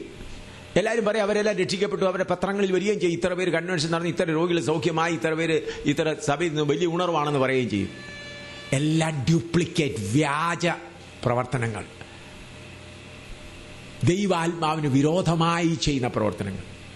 ഒരാൾ രക്ഷിക്കപ്പെടണമെങ്കിൽ അവനോട് പാപത്തെക്കുറിച്ച് പറഞ്ഞ് അവന്റെ പാപത്തെക്കുറിച്ച് അവന് ബോധമുണ്ടായി, പാപമാകുന്ന ആഗ്രഹങ്ങളാകുന്ന വേരുകളെ പറിച്ചു കളഞ്ഞ് അവന്റെ ഹൃദയം നല്ലപോലെ ഉഴുതതിന് ശേഷമാണ് പരിശുദ്ധാത്മാവ് വചനമാകുന്ന വിത്ത് കൊണ്ടുവരുന്നത്. അല്ലാതെ വിത്ത് ഒരിക്കലും വരികയില്ല. വിത്ത് ഒരു പ്രാസംഗികനും കൊണ്ടുവരാൻ കഴിയില്ല. വിത്ത് കൊണ്ടുവരുന്ന പരിശുദ്ധാത്മാവാണ്. ഓരോരുത്തരിലും വിത്ത് കൊണ്ടുവരുന്നത് എനിക്കോ എത്ര വലിയ പ്രാസംഗികന്മാർക്കോ ചെയ്യാൻ കഴിയുന്നത് ഹൃദയം ഉഴുക എന്നല്ലാതെ, വചനം പറഞ്ഞിട്ട് ഹൃദയം ഒഴുകുക. വിത്ത് കൊണ്ടുവരുന്ന കാര്യം പരിശുദ്ധാത്മാവിന്റെ കയ്യിലാണ്, ഒരു മനുഷ്യന്റെ കയ്യിലും ഇല്ലവേ ഇല്ല. പരിശുദ്ധാത്മാവാണ് പാപത്തെക്കുറിച്ച് ബോധം വരുത്തുന്നത്. നീ പാപ്പി നമ്മളതിന് വചനം പറയുമ്പോൾ അവൻ കരയാൻ തുടങ്ങും. അവൻ അങ്ങനെ കരഞ്ഞു വരുമ്പോൾ അവന്റെ പാപബോധമുണ്ടായി, എന്റെ കർത്താവേ ഞാൻ പാപിയാണ്. പിന്നെ ദൈവത്തോട് പ്രാർത്ഥിക്കുന്ന കർത്താവ് എനിക്ക് വസ്തു വേണം, എനിക്ക് ജോലി വേണമെന്നല്ല, അവന്റെ മുൻപിൽ നരകത്തീ കാണുന്നു. അവൻ പറയും എന്റെ ദൈവമേ എന്നെ രക്ഷിക്കണേ, ഞാൻ പാപിയാണേ എന്ന് പറയും. പാപിയാണേ ഞാൻ, എന്റെ മുന്നിൽ പാപം പറഞ്ഞ് നിന്റെ പാപം ദൈവത്തിന്റെ സിംഹാസനം മുന്നിൽ നിനക്ക് നിൽക്കേണ്ടി വരും, നിന്റെ പാപത്തിന് നീ കണക്ക് കൊടുക്കേണ്ടി വരും. വലിയ ന്യായസിംഹാസനം വരുന്നുണ്ട്. ഭൂമി നിനക്കെതിരായി സാക്ഷി പറയും, ആകാശം നിനക്കെതിരായി സാക്ഷി പറയും, നീ താമസിക്കുന്ന വീടിന്റെ കല്ല് വന്ന് നിനക്കെതിരായി സാക്ഷി പറയും, നിന്റെ ഓർമ്മ വന്ന് നിനക്കെതിരായി സാക്ഷി പറയും. അയ്യോ ഞാൻ നരകത്തിൽ പോകുന്ന, എനിക്ക് രക്ഷ വേണേ എന്നാ പറയുന്നത്. ഇന്ന് എനിക്ക് ജോലി വേണം, എനിക്ക് ആർക്കും ജോലിയില്ല, കരഞ്ഞുകൊണ്ട് വരുമ്പോൾ കർത്താവ് ദാസന്മാർ ഈ പുള്ളിക്കാരത്തി രക്ഷിക്കപ്പെട്ടു, സ്നാനപ്പെടുത്തിക്കും. അങ്ങനെ വരുന്നവരാരും വീണ്ടും ജനനം പ്രാപിച്ചവരല്ലവേ അല്ല. എന്നാൽ വാസ്തവത്തിൽ വചനമാകുന്ന വിത്ത് വന്നു കഴിഞ്ഞാൽ പിന്നെ അവരാദ്യം ദാസത്വത്തിലാണ്, കുഞ്ഞാണ്. വളർച്ച പ്രാപിക്കുന്നോറും ദൈവത്തിന്റെ ജ്ഞാനം തന്നിൽ വന്ന് ഞാൻ മകനാണ്. അതുകൂടെ ദൈവത്തിന്റെ കൂട്ടവകാശികളാണ്. ഈ കാര്യം നിങ്ങൾക്ക് പറഞ്ഞു തരാത്തതിനാൽ അനേകരും എന്ത് ചെയ്യുന്നു? പല ഭൗതിക കാര്യങ്ങൾക്ക് വേണ്ടി ഇങ്ങനെ പറഞ്ഞ് അങ്ങ് സമയം ചെലവഴിക്കുന്നു. കാരണം അങ്ങനെയാണല്ലോ രീതി നടക്കുന്നത്. എന്നാൽ പ്രിയമുള്ളവരെ, ആ അനുഭവത്തിൽ നിന്നും മാറിയിട്ട് നാം ദൈവത്തിൻ്റെ കൂടെ അവകാശികളാണ്. കർത്താവായ യേശുക്രിസ്തുവിനോട് കൂട്ടവകാശികളാണ്. നാം അവന്റെ പുത്രനായി ജനിച്ചു കഴിഞ്ഞപ്പോൾ ഈ ഭൂമി മുഴുവൻ നമ്മുടേതാണ്. നമ്മൾ ആരും പട്ടിണി പാവങ്ങളല്ല. നമുക്ക് ആവശ്യമുള്ളപ്പോൾ എടുക്കും എന്നേ ഉള്ളൂ. ഒരാൾ ദൈവത്തിന്റെ ഭവനത്തിൽ ജനിച്ചു കഴിഞ്ഞാൽ പിന്നെ അവനെ പോലെ സമ്പന്നൻ, അവനെ പോലെ ധനികൻ, അവനെ പോലെ രാജാവ് വേറെ ആരുമില്ല. സ്തോത്രം. അത്ര ഉന്നതമായ പദവിയിലാണ് ദൈവം നമ്മളെ. ഞാൻ ഇന്നലെ പറഞ്ഞല്ലോ, ദൈവം നമ്മളെ ചിലപ്പോൾ സമ്പത്തിൽ, ഈ ലോക സമ്പത്താകുന്ന ചപ്പും കുപ്പയും ഗാർബേജ് നമ്മളെ ചിലപ്പോൾ കസ്റ്റോഡിയൻസായി, സൂക്ഷിപ്പുകാരായിട്ട് ഏൽപ്പിക്കും. സൂക്ഷിപ്പുകാരായിട്ട് അത് കൈകാര്യം ചെയ്തിട്ട് നമ്മൾ കർത്താവിന്റെ സന്നിധിയിൽ നിൽക്കേണ്ടവരാണ്. അതുകൊണ്ട് ഞാൻ മകനാണ് എന്നുള്ള സത്യം നിങ്ങൾ അറിഞ്ഞാൽ സാത്താൻ നിങ്ങളെ വിട്ട് എത്ര മൈൽ അകലെയാ നിൽക്കുന്നതെന്നറിയാമോ? പലർക്കും ഈ സത്യം അറിയാത്തത് കൊണ്ടാണ് എന്ത് ചെയ്യുന്നത്? സാത്താൻ വന്ന് അടുത്ത് വീണ്ടും ദണ്ഡിപ്പിച്ചുകൊണ്ടിരിക്കുന്നത്. സത്യം അറിഞ്ഞു കഴിഞ്ഞാൽ സാത്താൻ നിങ്ങളെ വിട്ട്, ഇവന് സത്യം അറിയാമോ എന്ന് പറഞ്ഞ് ഓട്ടമായിരിക്കും. ഹല്ലേലൂയ. പിന്നെ ഭൂതബാധ അല്ല, അതുപോലെ ഈ മന്ത്രവാദമോ അവിടെ വെച്ചിട്ടുണ്ട്, ഇവിടെ വെച്ചിട്ടുണ്ട്. അവിടെ വെച്ചാൽ നമുക്കെന്താ കുഴപ്പം? അവിടെ ഇരുന്നോട്ടെ. നമ്മളവിടെ താമസിക്കുമ്പോൾ ഞങ്ങൾ വടക്കേ ഇന്ത്യയിൽ വീടുകളൊക്കെ അന്വേഷിക്കുന്ന വല്ല ഭൂതബാധയുള്ള വീടുകളും വല്ലതും ഉണ്ടോന്നാണ്. ആരെങ്കിലും കെട്ടിയാൻ ചേർത്ത വീടുകളുണ്ട്. കാരണം അത് വാടക കുറച്ച് കിട്ടും. ഞങ്ങളവിടെ ചെന്ന് കഴിഞ്ഞാൽ വളരെ ചിലർ അങ്ങനെ പലയിടത്ത് താമസിക്കുന്നുണ്ട്. അങ്ങനെ ആരും അങ്ങനെ, ഞങ്ങൾക്ക് അവിടെ കുറച്ച് സ്വാതന്ത്ര്യമായിട്ട് ആരാധിക്കുകയും ചെയ്യാം. മറ്റുള്ളവർക്ക് ഇങ്ങനെ സ്വാതന്ത്ര്യമായിട്ട് ആരാധിക്കാൻ ഒക്കുകയില്ല. ഈ ഭൂതം ബാധിതയും മറ്റുള്ള വീടുകൾ ആരും എടുക്കാത്ത വീടുകളാണെങ്കിൽ നമുക്ക് അവിടെ ചെന്ന് ഒരു ദിവസം നമ്മൾ പ്രാർത്ഥിച്ച് കഴിയുമ്പോൾ നമുക്ക് സ്വാതന്ത്ര്യമായിട്ട് പിന്നെ ആരാധന, പിന്നെ ആരും അടുത്ത് വരത്തില്ല. ആ വീട് പെട്ടെന്ന് വെക്കേറ്റ് ചെയ്യാനും ആരും പറയത്തില്ല. ഞങ്ങൾ കർത്താവിന് സ്തോത്രം ചെയ്യും അങ്ങനെയുള്ള വീടുകൾ വല്ലയിടത്തും ഉണ്ടെങ്കിൽ. സ്തോത്രം പറയുന്നത്, നാം ദൈവത്തിന്റെ മക്കളാകുമ്പോൾ എന്താണ്? ദൈവത്തോടുകൂടെയുള്ള അവകാശമുള്ളവരാണ്. ഈ കാര്യം നിങ്ങൾ നല്ലവണ്ണം ഒന്ന് ഓർത്തുകൊള്ളണം. ദൈവത്തോടുള്ള അവകാശമുള്ളവരാണ്. ആ കർത്താവായ യേശുക്രിസ്തുവിനോടുള്ള കൂട്ടവകാശികളാണ്. ഈ കാര്യം നല്ലവണ്ണം. അതുമാത്രമോ, ഒരു വാക്യം കൂടെ വായിച്ചാട്ട് 1 Corinthians 3:9. ഫസ്റ്റ് പഹല കൊരിന്തി 3:9. 3:9. 1 Corinthians 3:9. ഞങ്ങൾ ദൈവത്തിന്റെ കൂട്ടുവേലക്കാർ. ദൈവത്തിന്റെ കൂട്ടുവേലക്കാർ. നിങ്ങൾ ദൈവത്തിന്റെ നാം ദൈവത്തിന്റെ മക്കൾ. അത് കഴിഞ്ഞിട്ട് എന്താണ്? ദൈവത്തിന്റെ നമ്മൾ പഠിക്കുന്ന വിഷയം ദൈവവും നമ്മളുമായിട്ടുള്ള ബന്ധമാണ്. ദൈവത്തിന്റെ കൂട്ടുവേലക്കാർ. അതിന്റെ അർത്ഥം, ഉദാഹരണമായിട്ട് നിങ്ങൾക്ക് നല്ലൊരു ഷോപ്പ് ഉണ്ടെന്ന് വിചാരിച്ചാട്ട്, തുണിക്കടയാ അല്ലെങ്കിൽ ഇലക്ട്രിസിറ്റിയുടെ കടയാണ്. അപ്പോൾ നിങ്ങൾ ആ കട നടത്തിക്കൊണ്ടിരിക്കുക. നിങ്ങളുടെ മകൻ പഠിച്ച് പ്രായമായി കഴിഞ്ഞ് ആ കടയുടെ ഉത്തരവാദിത്തം ഏറ്റെടുക്കുമ്പോൾ നിങ്ങൾക്ക് എങ്ങനെ ഇരിക്കും? പറഞ്ഞാട്ട് നിങ്ങൾ ചിന്തിച്ച് നോക്കിയാൽ ഹൃദയത്തിൽ സന്തോഷം കാണുമോ? അതേ സമയത്ത് നിങ്ങളുടെ മകൻ പഠിച്ചു വന്ന ആ കടയല്ല, അവൻ വീണ്ടും തെണ്ടാൻ നടക്കുക, അവിടെ ഇവിടെ പിച്ചെ തെണ്ടിക്കൊണ്ടിരിക്കുക. നിങ്ങൾക്ക് എങ്ങനെ ഇരിക്കും? എൻ്റെ മകൻ ഒരു ബുദ്ധിയില്ലേടായിപ്പോയല്ലോ, ഇവന്റെ തലച്ചോറ് വർക്ക് ചെയ്യുന്നില്ലല്ലോ, ഇവന്റെ ബുദ്ധി പ്രവർത്തിക്കുന്നില്ലല്ലോ എന്നുള്ള ദുഃഖമല്ലേ ഉണ്ടാകുന്നത്. എന്നാൽ നിങ്ങളുടെ മകൻ പഠിച്ചു വന്ന് നിങ്ങളുടെ കൂടെ ആ ബിസിനസ് ചെയ്യുമ്പോൾ നിങ്ങളുടെ ഹൃദയത്തിൽ എൻ്റെ മകനും എന്നോട് വന്ന് എന്തൊരാശ്വാസം. അതുപോലെ ഞാൻ ദൈവത്തിൻ്റെ കൂട്ടുവേലക്കാരാണ്. ഞാൻ ദൈവത്തിൻ്റെ കൂട്ടുവേലക്കാരനാണ്. ഹല്ലേലൂയ. ഈ ക്യാപ്റ്റന് എനിക്ക് മേജർ മറ്റുള്ള ഒരുപാട് പ്രൊമോഷനൊക്കെ വന്നു. ഞാൻ പറയും ഒന്നും വേണ്ട, എന്തിനാ അതെല്ലാം വിട്ടേച്ച് വന്നത്? ദൈവത്തിന്റെ കൂട്ടുവേലക്കാരനാകാനുള്ള വിളി ലഭിച്ചതുകൊണ്ടാവുന്നത്. ഈ ലോകത്തിൽ ഒരു മനുഷ്യന് കിട്ടാവുന്നതിലും വെച്ച് ഏറ്റവും വലിയ ഇതാണ് ദൈവത്തിന്റെ കൂട്ടുവേലക്കാരനായി തീരുക. President Obama, Indian prime minister Manmohan Singh ഒന്നും ഈ ജോലിയുടെ മുമ്പിൽ ഒന്നുമില്ല. നമ്മുടെ ബാഗ് പോലും എടുക്കാൻ അവർ യോഗ്യരല്ല. കാരണം ഞാൻ ആരുടെ കൂട്ടുവേലക്കാരനാണ്? ദൈവത്തിൻ്റെ കൂട്ടുവേലക്കാരനാണ്. നമ്മുടെ ബന്ധം, നാം ദൈവത്തിൻ്റെ മക്കൾ, അവൻ്റെ അതുകൂടാതെ എന്താണ്? ദൈവത്തിൻ്റെ കൂട്ടുവേലക്കാർ. അപ്പൊ ഈ വേലയിലെല്ലാം നമ്മൾക്ക് ഉത്തരവാദിത്തമുണ്ട്. നമ്മുടെ ജ്യേഷ്ഠ സഹോദരൻ ഈ വേലയ്ക്ക് എന്തുമാത്രം കഷ്ടപ്പെട്ടു ഓർമ്മയുണ്ടോ? നമ്മുടെ ജ്യേഷ്ഠ സഹോദരനായ നമ്മുടെ കുടുംബത്തിന്റെ ആദ്യത്തെ പുത്രൻ ആരാണ്? യേശു ക്രിസ്തു. ആ മൂത്ത സഹോദരൻ മുഴുവൻ അധ്വാനവും ചെയ്തു. അവന്റെ പുറകെ വന്നിരിക്കുന്ന സഹോദരന്മാർ സഹോദരിമാരും പുത്രന്മാരാണ്. ദൈവരാജ്യത്തിൽ നിങ്ങൾ സഹോദരിമാരല്ല, ആരാണ്? പുത്രന്മാരാണ്. എല്ലാവരെയും പുത്രന്മാർ. ഇവിടെ ഉള്ളൂ. രൂപാന്തരം വന്നു കഴിഞ്ഞാൽ നിങ്ങൾ പിന്നെ സാരിയൊന്നും അന്വേഷിച്ച് പോകരുത്. അവിടെ ചെന്നിട്ട് നിങ്ങൾക്ക് ആഹാരമൊന്നും വെക്കേണ്ടി വരികയില്ല. നിങ്ങളും പുത്രന്മാർ തന്നെയാണ്.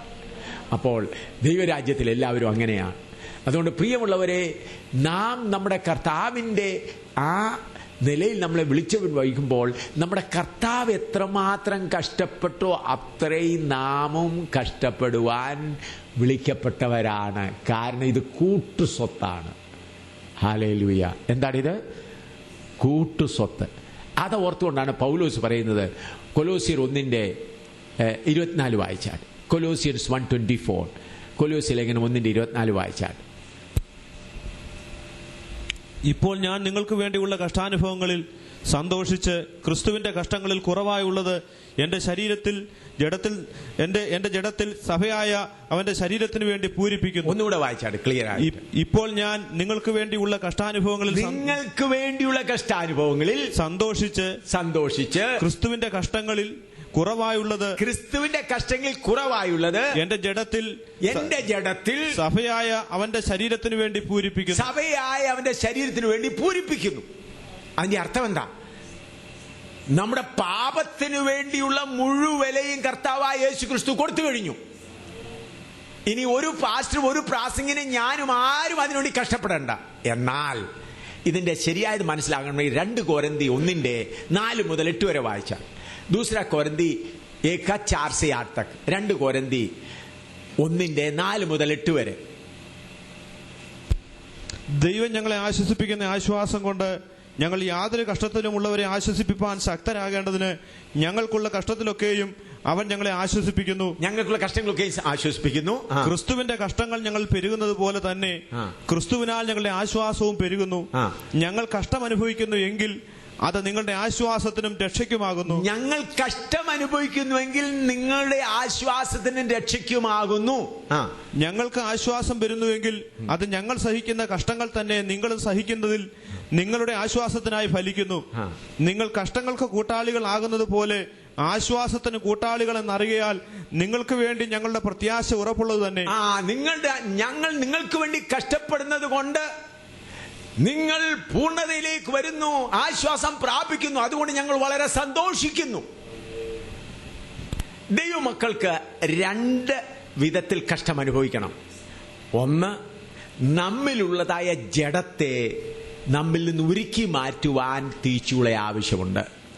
അതുകൂടാതെ മറ്റുള്ളവർക്ക് സാക്ഷിയായി നിൽക്കുവാൻ, മറ്റുള്ളവർക്ക് ആശ്വാസത്തിന് കാരണമാകുവാൻ, വിശേഷാൽ കർത്താവിന്റെ ദാസന്മാർക്ക് സഭയിലുള്ള വിശ്വാസികളെക്കാൾ കൂടുതൽ കഷ്ടങ്ങളിൽ കൂടെ പോയേ മതിയാകുള്ളൂ.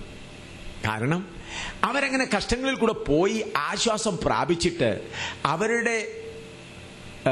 അവരെ ദൈവം ഏൽപ്പിച്ചിരിക്കുന്ന ദൈവമക്കൾ കഷ്ടങ്ങളിൽ കൂടെ പോകുമ്പോൾ അവർ പറയും, ചാക്കോച്ച ഞാനും ഈ വഴി പോയതാണ്, മറിയാമ്മേ ഞാനും ഇതിൽ കൂടെ പോയതാണ്, ഇതിൽ കൂടെ എനിക്ക് ശുദ്ധീകരണമായി, നിനക്ക് ശുദ്ധീകരണം ഉണ്ടാവും. അപ്പോൾ നമ്മുടെ സ്വന്തം ശുദ്ധീകരണത്തിന് നമ്മൾ കഷ്ടം അനുഭവിക്കണം. അതുകൂടാതെ മറ്റുള്ളവരെ. എന്നാൽ ഇന്നത്തെ പുതിയ സുവിശേഷം എന്താണ്? യേശു ക്രിസ്തു കഷ്ടം അനുഭവിച്ചതുകൊണ്ട് നമുക്ക് കഷ്ടം വേണ്ട. യേശു ക്രിസ്തു കഷ്ടം അനുഭവിച്ചു, അതുകൊണ്ട് നമുക്ക് കഷ്ടം വേണ്ട. യേശു ക്രിസ്തു കുറിച്ച് ഇതാണ് സാത്താന്റെ സുവിശേഷം. വേറൊരു സുവിശേഷം, വേറൊരു യേശുവിന്റെ സുവിശേഷം.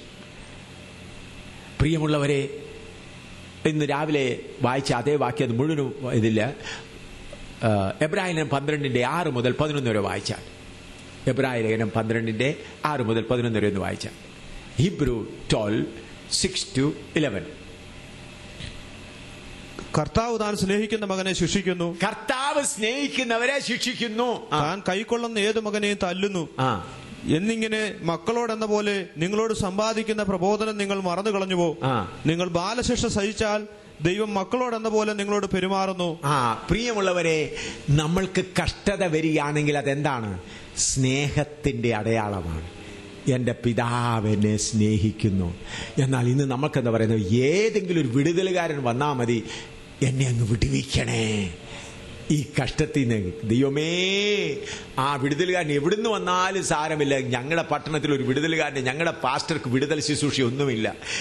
ഏതെങ്കിലും ഒരു വിടുതലുകാരൻ വന്നായിരുന്നെങ്കിൽ ഞങ്ങളെ അങ്ങ് വിടുവിച്ചേനെ. വിടുതലുകാരെല്ലാം നിങ്ങളെ സ്വർഗത്തിൽ നിന്ന് വിടുവിച്ച് നരകത്തീയിൽ കൊണ്ടിട്ട് ദഹിപ്പിക്കുമ്പോഴറിയാം വിടുതലുകാരൻ അവിടെ കിടന്ന് വേകുകയാണ്. അപ്പം കുറച്ചൊരാശ്വാസമുണ്ട്, എന്നെ വിടുവിക്കാൻ വന്ന നീ ഇവിടെ തന്നെയാണല്ലോ.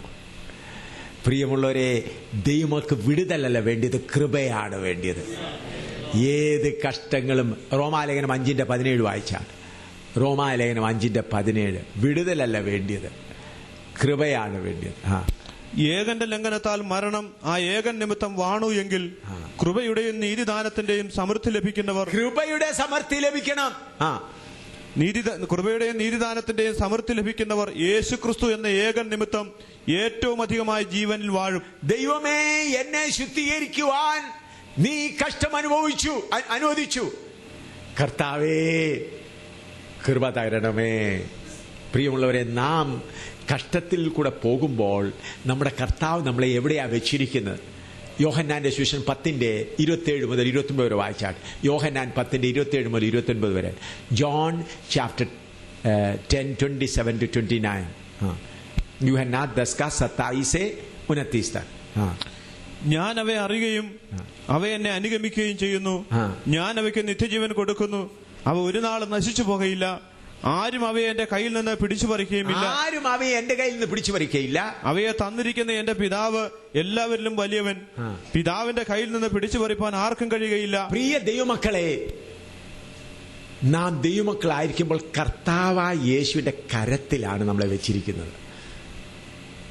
അത് മാത്രമല്ല, പിതാവിന്റെ കരം കീഴെയുണ്ട്. 2 കരത്തിലാണ് നമ്മളായിരിക്കുന്നത്.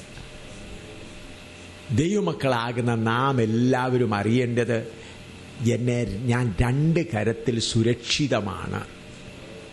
സാത്താൻ എത്ര അടുത്ത് വന്നാലും എന്നെ നമുക്ക് ഒന്നും പേടിക്കാനില്ല എന്നുള്ള രീതിയിൽ. എന്നാൽ പരിശോധനകൾ വരുമ്പോൾ യെശയ്യാവ് 63:9 വായിച്ചാൽ, യെശയ്യാവ് 63:9, ഐസിയ 63:9.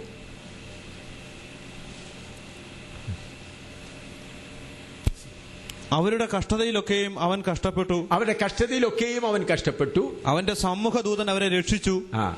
തന്റെ സ്നേഹത്തിലും കനിവിലും അവൻ അവരെ വീണ്ടെടുത്തു. പുരാതന കാലത്തൊക്കെയും അവൻ അവരെ ചുമന്നുകൊണ്ട് നടന്നു. Praise the Lord.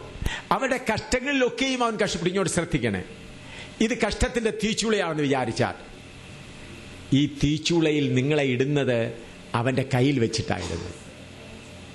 അപ്പൊ ആ തീച്ചൂളയുടെ ചൂട് ആദ്യം വരുന്നത് അവന്റെ കയ്യിലാണ് വരുന്നത്. നല്ലവണ്ണം മനസ്സിലാക്കണം. ഞാൻ എത്ര കഷ്ടങ്ങൾ, എത്ര നിങ്ങളിലൊക്കെ അനുഭവിച്ചതിന് എത്രയോ മടങ്ങ് കൂടുതൽ ഞാൻ അനുഭവിച്ചവനാണ്, ഇപ്പോഴും അനുഭവിച്ചുകൊണ്ടിരിക്കുന്നു. എന്നാൽ എനിക്കുള്ളത്, ഞാൻ എൻ്റെ യേശുവിൻ്റെ കരത്തിലിരിക്കുകയാണ്.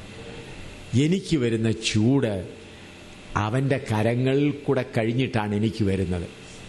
നമ്മൾ ചിലപ്പം വിചാരിക്കും എൻ്റെ ചൂടൊന്നും ദൈവം അറിയുന്നില്ലെന്ന്. അങ്ങനെയല്ല. പൂർണ്ണമായി നമ്മുടെ തലയിലെ തലമുടി പോലും അവൻ എണ്ണി അറിയുന്നുവെങ്കിൽ, പ്രിയ ദൈവമക്കളെ, നമുക്ക് വരുന്ന കഷ്ടങ്ങളുടെ ചൂച്ചുളയെല്ലാം അവിടെ, അതുകൊണ്ട് എഴുതിയത്, അവരുടെ കഷ്ടങ്ങളിലെല്ലാം അവൻ എന്ത് ചെയ്തു? കഷ്ടപ്പെട്ടു. നിങ്ങൾക്ക് ഓർമ്മയുണ്ടല്ലോ, ശദ്രക് മേശക്ക് അബേദ്നെഗോവിനെ തീക്കകത്തിട്ടപ്പോൾ ദൈവത്തിന് വേണമെങ്കിൽ അത് മുഴുവനും അവിടെ വലിയൊരു ഭൂകമ്പം വായിച്ച് എല്ലാവരെയും നശിപ്പിക്കാൻ, അതൊന്നും ചെയ്യാതെ എൻ്റെ ഉപദേശത്തിൽ നിൽക്കുന്നവരുടെ കൂടെ ഞാനും കഷ്ടപ്പെടാൻ തയ്യാറാണെന്ന് പറഞ്ഞ് ആ തീച്ചുളയ്ക്കകത്ത് കർത്താവ് ഇറങ്ങി വന്നു. ഹല്ലേലൂയ. നിങ്ങളത് വിശ്വസിക്കുന്നു? ശദ്രക് മേശക്ക് അബേദ്നെഗോവിന് വേണ്ടി തീച്ചൂളയിൽ ഇറങ്ങി വന്നെങ്കിൽ, ദൈവത്തിൻ്റെ കുടുംബത്തിൽ ജനിക്കപ്പെട്ട അവനേക്കാൾ എത്രയോ ശ്രേഷ്ഠന്മാരായ നമുക്ക് വേണ്ടി നമ്മുടെ കർത്താവ് ഇറങ്ങി വരികയില്ലയോ? യെശയ്യാവ് 49:15-16 വായിച്ചാൽ, യെശയ്യാവ് 49:15-16, ഐസിയ 49:15-16. ഒരു സ്ത്രീ തന്റെ കുഞ്ഞിനെ മറക്കുമോ? താൻ പ്രസവിച്ച മകനോട് കരുണ തോന്നാതിരിക്കുമോ? അവർ മറന്നു കളഞ്ഞാലും ഞാൻ നിന്നെ മറക്കയില്ല. ഇതാ ഞാൻ നിന്നെ എന്റെ ഉള്ളം കൈയിൽ വരച്ചിരിക്കുന്നു. ഞാൻ നിന്നെ ഉള്ളം കൈയിൽ വരച്ചിരിക്കുന്നു. നിന്റെ മതിലുകൾ എല്ലായ്പ്പോഴും എന്റെ മുമ്പിൽ ഇരിക്കുന്നു. നിങ്ങൾക്കറിയാമല്ലോ ഈ പച്ച കുത്തുന്നത് ആ തൊലി ഉരിച്ചെങ്കിലേ അത് മാറത്തുള്ളൂ. അതുപോലെ കർത്താവ് നമ്മളെ വരച്ചിരിക്കുന്ന നിലയിലാണ്. എത്ര കാറ്റ് വന്നാലും അവന്റെ കയ്യിൽ നിന്ന് പോകയില്ല.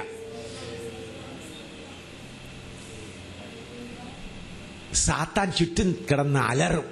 അവന്റെ ശബ്ദം കണ്ട് 1 പത്രോസ് 5:8 വായിച്ചാൽ. 1 പത്രോസ് 5:8, 1 Peter 5:8, പല പത്രോസ് 5:8. നിർമ്മതരായിരിപ്പീൻ, ഉണർന്നിരിപ്പീൻ, ഉണർന്നിരിപ്പീൻ. നിങ്ങളുടെ പ്രതിയോഗിയായ പിശാച് അലറുന്ന സിംഹം എന്ന പോലെ ആരെ വിഴുങ്ങേണ്ടു എന്ന് തിരഞ്ഞ് ചുറ്റി നടക്കുന്നു. ഇങ്ങോട്ട് ശ്രദ്ധിക്കണേ. ദൈവത്തിന്റെ കരത്തിലിരിക്കുക. സാത്താൻ ചുറ്റും നടന്ന് എന്ത് ചെയ്യുക? അലറ. ഉണർന്നിരുന്നില്ലെങ്കിൽ അയ്യോ എന്ന് പറഞ്ഞ് പേടിച്ചു പോകും. ഉണർന്നിരിക്കാന്നേ അറിയാം, സാത്താനെ ഞാൻ എന്റെ കർത്താവിന്റെ കരത്തിലായിരിക്കുന്നു. നീ അലറി അലറി തളരുകയല്ലാതെ എന്റെ ഒരു രോമം പോലും നിനക്ക് തൊടാൻ കഴിയയില്ല. എന്നാൽ ഉറങ്ങിക്കൊണ്ടിരിക്കുകയാണെങ്കിൽ അലർച്ചയെ കേൾക്കത്തുള്ളൂ. അയ്യോ സാത്താൻ വന്നെന്നെ പിടിച്ചോണ്ട് പോയി ദൈവമേ. പ്രിയ സഹോദര, ഉണർന്നിരിക്കുകയാണെങ്കിൽ മനസ്സിലാകും. ആത്മാവിൽ ഉണർന്നിരിക്കുകയാണെങ്കിൽ മനസ്സിലാകും എവിടെ ആയിരിക്കുന്നത്. ഹല്ലേലൂയ. ഇതാ ലോകാവസാനത്തോളം എല്ലായ്പ്പോഴും ഞാൻ നിങ്ങളോട് കൂടെ ഉണ്ടായി. ഇപ്പൊ ഉദാഹരണമായി നിങ്ങളുടെ ജീവിതത്തിൽ ഒരു തെറ്റ് വന്നു. നിങ്ങൾ 5 വയസ്സുള്ളൊരു കുഞ്ഞിനെ പിടിച്ചത് അടിക്കാനായിട്ട് നിർത്തി. അവനൊരു തെറ്റ് ചെയ്തു. അടിക്കാനായിട്ട് വടിയെടുത്ത് അടിക്കാനായി നിൽക്കുമ്പോൾ ഒരു പേപ്പട്ടി ഓടി വരുന്നു. പേപ്പട്ടി ഓടി വരുമ്പോൾ നിങ്ങൾ ഞാൻ നോക്കിയിരിക്കാൻ എന്റെ മകനെ ആർക്ക് ഇട്ട് കൊടുക്കാം? പേപ്പട്ടി മുമ്പിൽ ഇട്ട് കൊടുക്കുമോ? നിങ്ങളുടെ മക്കളാണെങ്കിൽ ഉടനെ ആ കുഞ്ഞിനെ എടുത്ത് തോളത്ത് വെച്ചിട്ട് ആ പേപ്പട്ടി അടിക്കും നിങ്ങൾ, ഇല്ലേ? അതുപോലെ നമ്മുടെ ദൈവത്തിന് മുമ്പ് നിങ്ങൾ ഏതെങ്കിലും തെറ്റ് ചെയ്താൽ അവന്റെ സ്നേഹത്തിന്റെ കാര്യം നമ്മളെ കറക്റ്റ് ചെയ്യുന്ന സാത്താനെ ഏൽപ്പിക്കുകയില്ല അവൻ. ഹല്ലേലൂയ. അതുകൊണ്ട് അങ്ങനെ പേടിക്കരുത്. അങ്ങനെ പേടിച്ചല്ല പോണ്ടത്. നാം അവന്റെ മക്കളാണ്. അവന്റെ മക്കളാണ്. ഈ കാലത്ത് കുറച്ച് പ്രവാചക ശുശ്രൂഷക്കാരൊക്കെ ഇറങ്ങിയിട്ടുണ്ട്. അവർ ജനങ്ങളെ പേടിപ്പിച്ച് പണം മേടിക്കാനുള്ള പരിപാടിയാണ്. പേടിപ്പിച്ച് അങ്ങനെ പല സംഭവങ്ങൾ നടന്നിട്ടുണ്ട്. അതുകൊണ്ടാണ് പറയുന്നത്. ഞാൻ കേട്ടിട്ടുണ്ട്, അറിഞ്ഞിട്ടുണ്ട്. ഇന്നടുത്തൂടെ വരത്ത് പോക്കൊണ്ട് ഇന്നടുത്തൂടെ ഉണ്ട്. എന്നെ വിളിച്ച് 3 ദിവസം ഉപവാസയോഗം നടത്തുകയാണെങ്കിൽ നിന്റെ പ്രശ്നമെല്ലാം മാറും. അപ്പോൾ 3 ദിവസം ഉപവാസത്തിന് അവരുടെ കാര്യവും കിടക്കും. അവർക്ക് കിട്ടാവുന്ന പണവും മേടിച്ചുകൊണ്ട് അവർ പോവുകയും ചെയ്യും. അതൊന്നും വചനപ്രകാരമുള്ളതല്ല. ദൈവമക്കളെ വചനം പഠിപ്പിച്ചു കഴിഞ്ഞാൽ അവർ പിന്നെ വീരന്മാരായി എഴുന്നേറ്റ് നിൽക്കും. ഞാൻ എൻ്റെ യേശുവിൻ്റെ കരത്തിലാണ് ഇരിക്കുന്നത്. പ്രിയ സഹോദര സഹോദരി, നിന്നെ ഒരുക്കുന്നത് അവൻ്റെ കരത്തിൽ വെച്ചാ ഒരുക്കുന്നത്.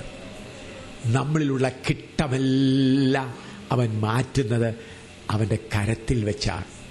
മലാക്കിയുടെ പുസ്തകം 3-ാം അധ്യായത്തിന്റെ 3 മുതൽ വായിച്ചാൽ. മലാക്കിയുടെ പുസ്തകം 3:3.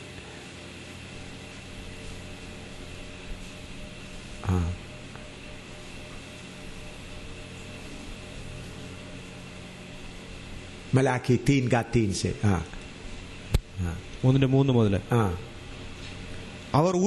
അവൻ ഊതിക്കഴിക്കുന്നവനെ പോലെയും 2 മുതൽ വായിച്ചാൽ. എന്നാൽ അവൻ വരുന്ന ദിവസത്തെ ആർക്ക് സഹിക്കാം? അവൻ പ്രത്യക്ഷനാകുമ്പോൾ ആർ നിലനിൽക്കും? അവൻ ഊതിക്കഴിക്കുന്നവന്റെ തീ പോലെയും അലക്കുന്നവരുടെ ചാരവെള്ളം പോലെയും ആയിരിക്കും.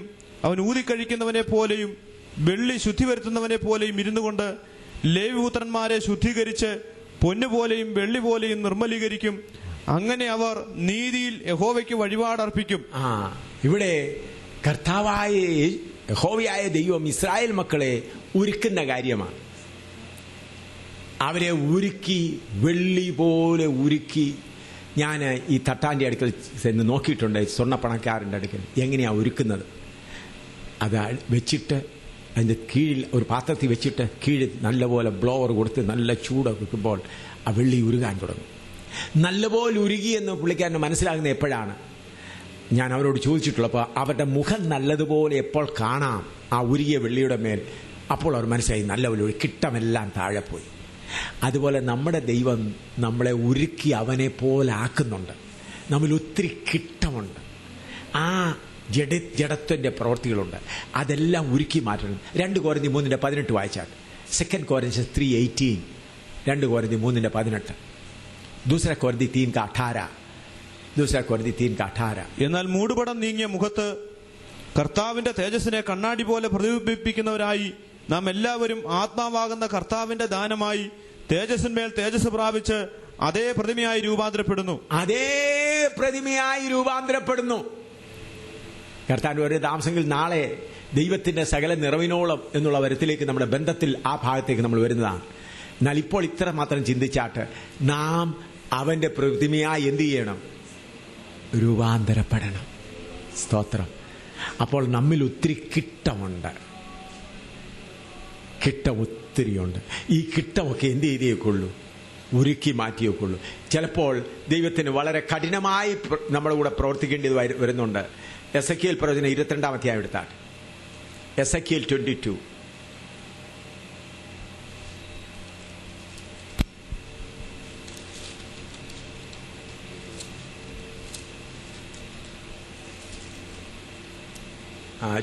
ന്റെ 18 മുതൽ 20 വരെ വായിച്ചാൽ എസെക്കിയേൽ 22 18 മുതൽ 20. എസെക്കിയേൽ 22:18-20. എസെക്കിയേൽ 22:18 തक. മനുഷ്യപുത്ര, ഇസ്രായേൽ ഗ്രഹം എനിക്ക് കിട്ടമായി തീർന്നിരിക്കുന്നു. അവരെല്ലാവരും ഉലയുടെ നടുവിൽ താമ്രവും വെളുത്തിയവും ഇരുമ്പും കറുത്തിയവും തന്നെ. അവർ വെള്ളിയുടെ കിട്ടമായി തീർന്നിരിക്കുന്നു. അതുകൊണ്ട് യഹോവയായ കർത്താവ് ഇപ്രകാരം അരുളി ചെയ്യുന്നു: നിങ്ങൾ എല്ലാവരും കിട്ടമായി തീർന്നിരിക്കൊണ്ട് ഞാൻ നിങ്ങളെ യെരൂശലേമിന്റെ നടുവിൽ കൂട്ടും. വെള്ളിയും താമ്രവും ഇരുമ്പും കറുത്തിയവും വെളുത്തിയവും ഉലയുടെ നടുവിലിട്ട് ഊതി ഉരുക്കുന്നത് പോലെ ഞാൻ എന്റെ കോപത്തിലും എന്റെ ക്രോധത്തിലും നിങ്ങളെയും കൂട്ടി ഉരുക്കും. ഇവിടെ യഹോവയായ ദൈവം ഇസ്രായേൽ മക്കളെ കുറിച്ച് പറയുകയാണ്. അവരേറ്റവും ശ്രേഷ്ഠമേറിയ പൊന്നായിരിക്കുന്നതിന് പകരം ഇരുമ്പും ചെമ്പും ഒക്കെ ആയിരിക്കുക. കർത്താവ് പറഞ്ഞ ഞാൻ നിങ്ങളെ ഒരുക്കും, നിങ്ങളുടെ കിട്ടമെല്ലാം മാറ്റും. വെളുത്തിയോ കറുത്തിയോ നിങ്ങൾക്കറിയാം, ഈയം ഉരാൻ ഒരു 120 ഡിഗ്രി സെന്റിഗ്രേഡ് ചൂടുണ്ടെങ്കിൽ ഈയം ഉരുകാൻ തുടങ്ങും.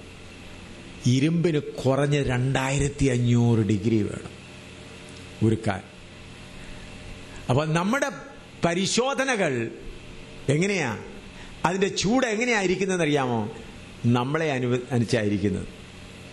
കർത്താവ് ചെറിയ 120 ഡിഗ്രി കൊണ്ട് നിങ്ങളെ ഉരുക്കാൻ തുടങ്ങിയാൽ, നിങ്ങൾ ഓടിപ്പോകാൻ തുടങ്ങിയാൽ കർത്താവ് ശരി മോനെ നീ 120 ഡിഗ്രി കൊണ്ട് ഓടാൻ തുടങ്ങി, എന്നാ ഇനി ഞാൻ അത് 200 ഡിഗ്രി ആക്കും, പിന്നെ 300 ആക്കും. ഏതായാലും ഉരുക്കുക തന്നെ ചെയ്യും. എന്തുകൊണ്ടാ? നേരത്തെ കർത്താവിനോട് പറഞ്ഞ്, കർത്താവേ എനിക്ക് ലോകം വേണ്ട, ഒന്നും വേണ്ട, എനിക്ക് നിന്നെ പോലെ ആയാൽ മതി. കർത്താവ് പറഞ്ഞു, മോനെ നീ സുബോധത്തോടെ പറഞ്ഞ പ്രാർത്ഥന ഞാൻ കേട്ടിരിക്കുന്നു. കർത്താവ് ഉരുക്കാൻ തുടങ്ങുന്നുണ്ടേ, കർത്താവെ ഉരുക്കരുതേ ഉരുക്കരുതേ, സാത്താനെ പോ എന്നൊക്കെ പറയാം. അപ്പൊ കർത്താവ് പറയാം, ഞാൻ സാത്താനൊന്നുമല്ല, ഞാൻ തന്നെയാ. നീ പറഞ്ഞത് കേട്ട് ഞാനൊന്നും പോകാനൊന്നും പോകുന്നില്ല, നീ എന്നെ തിരിച്ചറിഞ്ഞില്ല എന്നേ ഉള്ളൂ. കാരണം നിന്റെ ആദ്യത്തെ പ്രാർത്ഥന ഞാൻ കേട്ടിട്ടുണ്ട്. നിന്നെ ഉരുക്കി നിന്റെ അകത്തെ കിട്ടമെല്ലാം മാറ്റിയേ മതിയാകും. അങ്ങനെ ദൈവം നമ്മളെ ഉരുക്കി ശുദ്ധമാക്കുന്നതാണ്. എബ്രായർ 12 അതിന്റെ 10-11 ഒന്നുകൂടെ വായിച്ചാട്ട്. എബ്രായർ 12 10-11. എബ്രാനി 12:10-11. അവർ ശിക്ഷിച്ചത് കുറെ കാലവും തങ്ങൾക്ക് ബോധിച്ച പ്രകാരവും അത്രേ. അവനോ നാം അവന്റെ വിശുദ്ധി പ്രാപിക്കേണ്ടത്, നാം അവന്റെ വിശുദ്ധി പ്രാപിക്കണം. അപ്പന്റെ വിശുദ്ധി നാം പ്രാപിക്കണം. നമ്മുടെ ഗുണത്തിനായി തന്നെ ശിക്ഷിക്കുന്നത്, ഗുണത്തിനായി തന്നെ ചെയ്യുന്നത്. ഏത് ശിക്ഷയും തൽക്കാലം സന്തോഷകരമല്ല, ഏത് ശിക്ഷയും തൽക്കാലം സന്തോഷകരമല്ല, ദുഃഖകരമത്രേ എന്ന് തോന്നും. പിന്നത്തേതിലോ അതിനാൽ അഭ്യാസം വന്നവർക്ക് നീതി എന്ന സമാധാന ഫലം ലഭിക്കും. ഹല്ലേലൂയ. നിങ്ങൾ പരീക്ഷയിൽ കൂടെ പോകുമ്പോൾ, തീച്ചുളയിൽ കൂടെ പോകുമ്പോൾ സാത്താൻ വന്ന് പറയും, കണ്ടോ ദൈവം നിന്നെ തള്ളിക്കളഞ്ഞു. അപ്പം സാത്താനോട് പറയണം, സാത്താനെ 1 പത്രോസ് 1:7 നിനക്കറിയാമോ? ഒന്ന് വായിച്ചാട്ട്. 1 പത്രോസ് 1:7. അപ്പൊ സാത്താനോട് കൊടുക്കേണ്ട പറഞ്ഞാട്ട് 1 പത്രോസ് 1:7. First Peter chapter 1:7. അഴിഞ്ഞു പോകുന്നതും തീയിൽ ശോധന കഴിക്കുന്നതുമായ പൊന്നിനേക്കാൾ നിങ്ങളുടെ വിശ്വാസത്തിന്റെ പരിശോധന വിലയേറിയത് എന്ന് യേശുക്രിസ്തുവിന്റെ പ്രത്യക്ഷതയിൽ പുകഴ്ചയ്ക്കും തേജസ്സിനും മാനത്തിനുമായി കാണുവാൻ അങ്ങനെ ഇടവരും. സാത്താനേ, എന്റെ വിശ്വാസത്തിന്റെ പരീക്ഷയാണ്, ഞാൻ പ്രമോഷൻ മേടിക്കാൻ പോവുകയാ. സാത്താനോട് എന്താ പറയേണ്ടത്? സാത്താനേ, എന്റെ പ്രൊമോഷൻ ടെസ്റ്റാണിത്. എനിക്ക് ജോലി കയറ്റം കിട്ടുന്നതിന്റെ ടെസ്റ്റാണിത്. അതുകൊണ്ട് ഞാൻ സ്തോത്രത്തോടെ ഇതിനെ അഭിമുഖീകരിക്കും. ഇത് പറയുമ്പോഴേ സാത്താൻ ഓട്ടമാ. അല്ലെ നിങ്ങൾ പഠിച്ചു കർത്താവേ എന്നെ വിടുവിക്കണേ സാത്താൻ പിന്നെ ചുറ്റിപ്പറ്റി നിൽക്കും കുറച്ചു നേരം. സത്യം അറിയും, സത്യം നിങ്ങളെ സ്വതന്ത്രമാക്കി. 1 പത്രോസ് 4:12-13 കൂടെ വായിച്ചാട്ട്. 1 പത്രോസ് 4:12-13. പല പത്രോസ് ചാർക്കാ ബാരാത്തേര. പ്രിയമുള്ളവരെ, നിങ്ങൾക്ക് പരീക്ഷയ്ക്കായി സംഭവിച്ചിരിക്കുന്ന അഗ്നിശോധന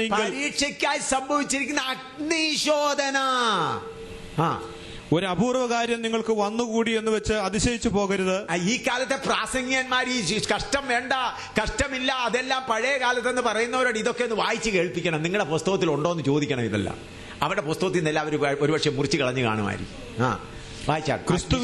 ക്രിസ്തുവിന്റെ കഷ്ടങ്ങൾക്ക് പങ്കുള്ളവരാകും തോറും, ക്രിസ്തുവിന്റെ കഷ്ടങ്ങളിൽ പങ്കുള്ളവരാകും തോറും സന്തോഷിച്ചുകൊള്ളുവീൻ. മാറത്ത് കൈ അടിച്ചിട്ടുകൊണ്ട് വിടുതലുകാരനെ ഓടി വരിക.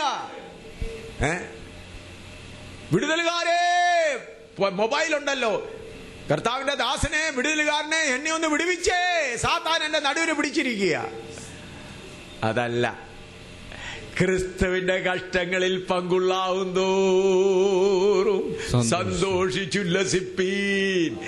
എന്റെ തേജസ് വർദ്ധിച്ചുകൊണ്ടിരിക്കുകയാണ്. സാത്താനെ, ദൈവം എന്നെ തള്ളിക്കളഞ്ഞതല്ല. കഴിഞ്ഞ കഷ്ടത്തിൽ എനിക്ക് കിട്ടിയ തേജസ് നിനക്ക് ഓർമ്മയുണ്ടല്ലോ, അതിനേക്കാൾ ഇത് കുറച്ചുകൂടെ കൂടുകയാണ്. ഞാൻ തേജസ്സിൽ നിന്ന് തേജസ് പ്രാപിക്കുകയാണ്. ഞാൻ അപ്പനെ പോലെ ആകുകയാണ്. എന്റെ ബാല്യ സ്വഭാവങ്ങൾ എന്റെ പിതാവ് മാറ്റുകയാണ്. ഞാൻ അധികാരം പ്രാപിക്കാൻ പോകുകയാണ്. സാത്താനെ, നിന്റെ തലയിൽ ചവിട്ടാൻ ഞാൻ ഒരുങ്ങിക്കൊണ്ടിരിക്കുക എന്നാ പറയേണ്ടത്. നമ്മുടെ ശിശുത്വം മാറ്റണമെങ്കിൽ ഇങ്ങനെയുള്ളതൊക്കെ കുറച്ചുണ്ടെങ്കിലേ ഒക്കെ ഉള്ളൂ. അതുകൊണ്ട് നമ്മൾക്ക് വരുന്ന കഷ്ടങ്ങൾ എന്തിനു വേണ്ടിയാണ്? നമ്മുടെ ശിശുത്വം മാറ്റി നമ്മുടെ അപ്പനെ തിരിച്ചറിഞ്ഞ് അപ്പനെ പോലെ പുത്രന്മാരായി വെളിപ്പെടണം, അധികാരമുള്ളവരായി വെളിപ്പെടണം, ശക്തിയോടെ വെളിപ്പെടണം. ഹല്ലേലൂയ. അതിനുവേണ്ടിയാണ് കർത്താവ് നമ്മൾക്ക് ഈ പ്രയാസങ്ങൾ, കഷ്ടങ്ങൾ വരുന്നത്. അതുകൊണ്ടാണ് അപ്പോസ്തലനായ പൗലോസ് പറയുന്നത്, നിങ്ങൾക്ക് വേണ്ടി ഞങ്ങൾ കഷ്ടപ്പെടുന്നു, നിങ്ങൾക്ക് അതുകൊണ്ട് കഷ്ടങ്ങളിൽ കൂടെ പോയ ഒരു കർത്താവിന്റെ ദാസനെ മറ്റുള്ളവരെ ആശ്വസിപ്പിക്കാൻ കഴിയുള്ളൂ. ഉദാഹരണമായി, നല്ലവണ്ണം പട്ടിണി അനുഭവിച്ച ഒരു കർത്താവിന്റെ ദാസന് ഒരു പാവപ്പെട്ട വിശ്വാസിയുടെ വീട്ടിൽ ചെന്നപ്പോൾ അവർക്ക് കർക്കിടക മാസം മഴയാ. ആ സഹോദരന് കാലിന് ഒരു മുറിവ് പറ്റി, ഒരു ജോലിയുമില്ല, കുഞ്ഞുങ്ങൾ 2-3 കുഞ്ഞുങ്ങളുമായിട്ട് പട്ടിണി കിടക്കുക. അവൾ ആ കർത്താവദാസൻ അവിടെ ഇരുന്നിട്ട്, ഭാരപ്പെടണ്ട, കർത്താവ് നിങ്ങളെ ഏതോ പഠിപ്പിക്കുകയാണ്, വെള്ളം കൊണ്ടുപോകാൻ പ്രാർത്ഥിച്ച് ഓരോ കുഞ്ഞുങ്ങൾക്ക് ഓരോ ഗ്ലാസ് വെള്ളം കൊടുക്കും. കർത്താവേ, ഇത് നല്ല പാലിൻ്റെ കാര്യം ഇത് ചെയ്യട്ടെ എന്ന് പറഞ്ഞു കുഞ്ഞുങ്ങളുടെ വയറെല്ലാം നല്ല സന്തോഷമായിട്ടുള്ളൂ. ഈ കഷ്ടം അനുഭവിക്കാത്ത കർത്താവിൻ്റെ ദാസനോട് ചെന്ന് ദശാംശം കൊടുത്തായിരുന്നോ? ദശാംശം മുഴുവനും കൊടുത്തോ നിങ്ങൾ? അല്ല, ദശാംശം കൊടുക്കാഞ്ഞുകൊണ്ട് വന്നതായി. കാരണം ആ കർത്താവിൻ്റെ ദാസന് കഷ്ടത്തിനെ ഒന്നും അറിഞ്ഞുകൂടി.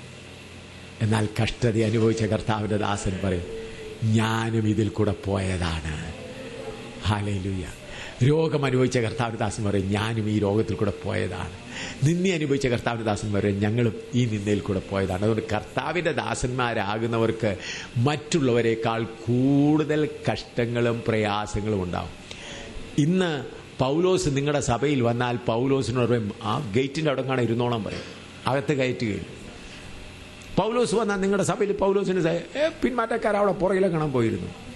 എന്താ പിന്മാറ്റക്കാരെന്ന് പറയുന്ന കാരണം എന്താ? 3 പ്രാവശ്യം കപ്പൽ ഛേദം ഉണ്ടായി. ഇന്ന് കപ്പലില്ലെന്ന് വിചാരിച്ചിട്ട് സ്കൂട്ടറില്ല. അപ്പോൾ പൗലോസ് വന്ന് നിങ്ങളുടെ സഭയിൽ നിന്നും ബൈബിൾ ക്ലാസ് നടത്താനായിട്ട് വരിക എന്ന് പറഞ്ഞു. 8 മണിക്ക് പൗലോസ് വരണം.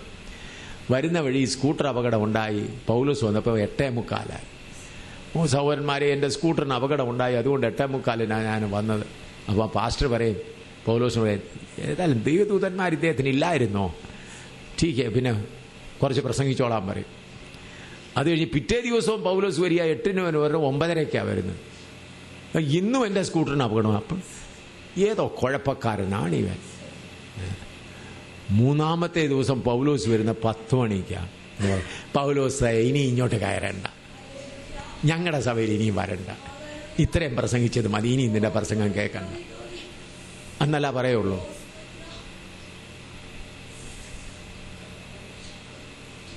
കർത്താവിൻ്റെ ദാസന്മാർ യുദ്ധം ചെയ്ത് ഓരോ പ്രയാസങ്ങളെയും നേരിട്ടുകൊണ്ട് മുൻപോട്ട് പോകുന്നതാണ് ഇന്നത്തെ കർത്താവിൻ്റെ ദാസന്മാരുടെ ക്വാളിറ്റി. പൗലോസിൻ്റെ ക്വാളിറ്റി ഒന്ന് കൊരിന്ത്യർ 4:9 മുതൽ ഒന്ന് വായിച്ചാൽ, 1 കൊരിന്ത്യർ 4:9 മുതൽ വായിച്ചാൽ, 1 കൊരിന്ത്യർ chapter 4 verse 9 onwards വായിച്ചാൽ. ഞങ്ങൾ ലോകത്തിന് ദൂതന്മാർക്കും മനുഷ്യർക്കും തന്നെ കൂത്തുകാഴ്ചയായി തീർന്നിരിക്കാൻ ദൈവം അപ്പസ്തോലന്മാരായ ഞങ്ങളെ ഒടുക്കത്തവരായി മരണവിധിയിൽ ഉൾപ്പെട്ടവരെ പോലെ നിർത്തിയെന്ന് എനിക്ക് തോന്നുന്നു. ഞങ്ങൾ ക്രിസ്തു നിമിത്തം ഭോഷന്മാർ, നിങ്ങൾ ക്രിസ്തുവിൽ വിവേകികൾ. ഞങ്ങൾ ബലഹീനർ, നിങ്ങൾ ബലവാന്മാർ. നിങ്ങൾ മഹത്തുക്കൾ, ഞങ്ങൾ മാനഹീനർ അത്രേ. ഈ നാഴിക വരെ ഞങ്ങൾ വിശന്നും ദാഹിച്ചും ഉടുപ്പാനില്ലാതെയും കുത്തുകൊണ്ടും സ്ഥിരവാസം കൂടാതെയും ഇരിക്കുന്നു. സ്വന്തം കൈയാൽ വേല ചെയ്ത് അധ്വാനിക്കുന്നു. ശകാരം കേട്ടിട്ട് ആശീർവദിക്കുന്നു. ഉപദ്രവം ഏറ്റിട്ട് സഹിക്കുന്നു. ദൂഷണം കേട്ടിട്ട് നല്ല വാക്ക് പറയുന്നു. ഞങ്ങൾ ലോകത്തിന്റെ ചവറ് പോലെയും ഇന്നുവരെയും സകലത്തിന്റെയും അഴുക്കായും തീർന്നിരിക്കുന്നു. ഞങ്ങൾ കൂത്തുകാഴ്ചയായിരിക്കുന്നു എന്നുള്ളതിന്റെ ആ ശരിയായ ഗ്രീക്ക് ശബ്ദത്തിൽ നോക്കിയാൽ, പണ്ട് കാലങ്ങളിൽ രാജാക്കന്മാർ യുദ്ധത്തിന് പോയിട്ട് മറ്റേ രാജാവിനെ പിടിച്ചിട്ട് അവന്റെ കണ്ണൊക്കെ പൊട്ടിച്ചിട്ട് ഒരു വിക്ടറി പ്രൊസഷൻ നടത്തും.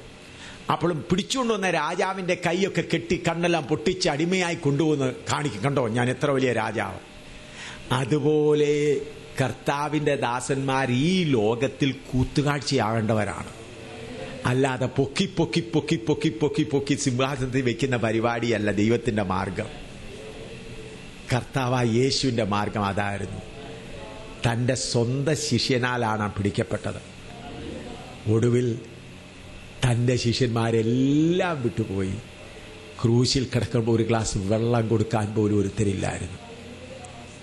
യോഹന്നാൻ സ്നാപകൻ, യേശുവിനെ സ്നാനപ്പെടുത്തിയ യോഹന്നാൻ സ്നാപകൻ, തന്റെ പുരോഹിതന്റെ അപ്പൻ പുരോഹിതനാണ്, വലിയ ബംഗ്ലാവിൽ താമസിക്കുന്ന മരുഭൂമിയിൽ നിന്ന് പ്രസംഗിക്കുക.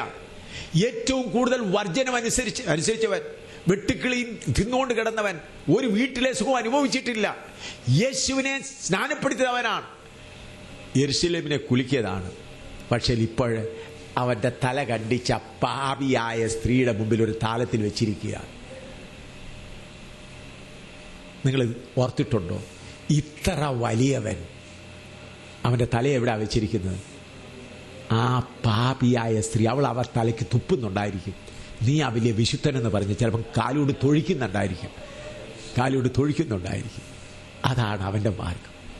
കർത്താവിന്റെ ദാസനാകുന്ന പൗലോസ് ഇത്ര വലിയ നഷ്ടങ്ങൾ സഹിച്ച്, എല്ലാ നഷ്ടങ്ങളും സഹിച്ച് മുൻപോട്ട് വന്ന പൗലോസിന് ഒടുവിൽ കാണുന്നത് ബന്ധനസ്ഥനായി കിടക്കുകയാണ്. ഒടുവിൽ പറയും, ദേമാസം വിട്ടുപോയി, തിമോത്തിയോസേ നീ വരണം എന്ന് പറഞ്ഞു. അവൻ്റെ പുതപ്പുണ്ട്, അതുകൊണ്ട് അത് കൊണ്ടുവരണം. ഒടുവിൽ തിമോത്തിയോസ് എന്നപ്പോൾ പൗലോസിനെ കാണാൻ കഴിഞ്ഞില്ല. അറിഞ്ഞെന്താണ്? അവൻ്റെ തല വെട്ടിക്കളഞ്ഞു, അവൻ്റെ ജഡം തള്ളിക്കളയാനിടയായി. ഇതാണ് മാർഗം, ഇതാണ് ഏകമാർഗം. എന്നാൽ ഇന്ന് കേരളത്തിലെ നേരെ തിരിച്ചാണ്.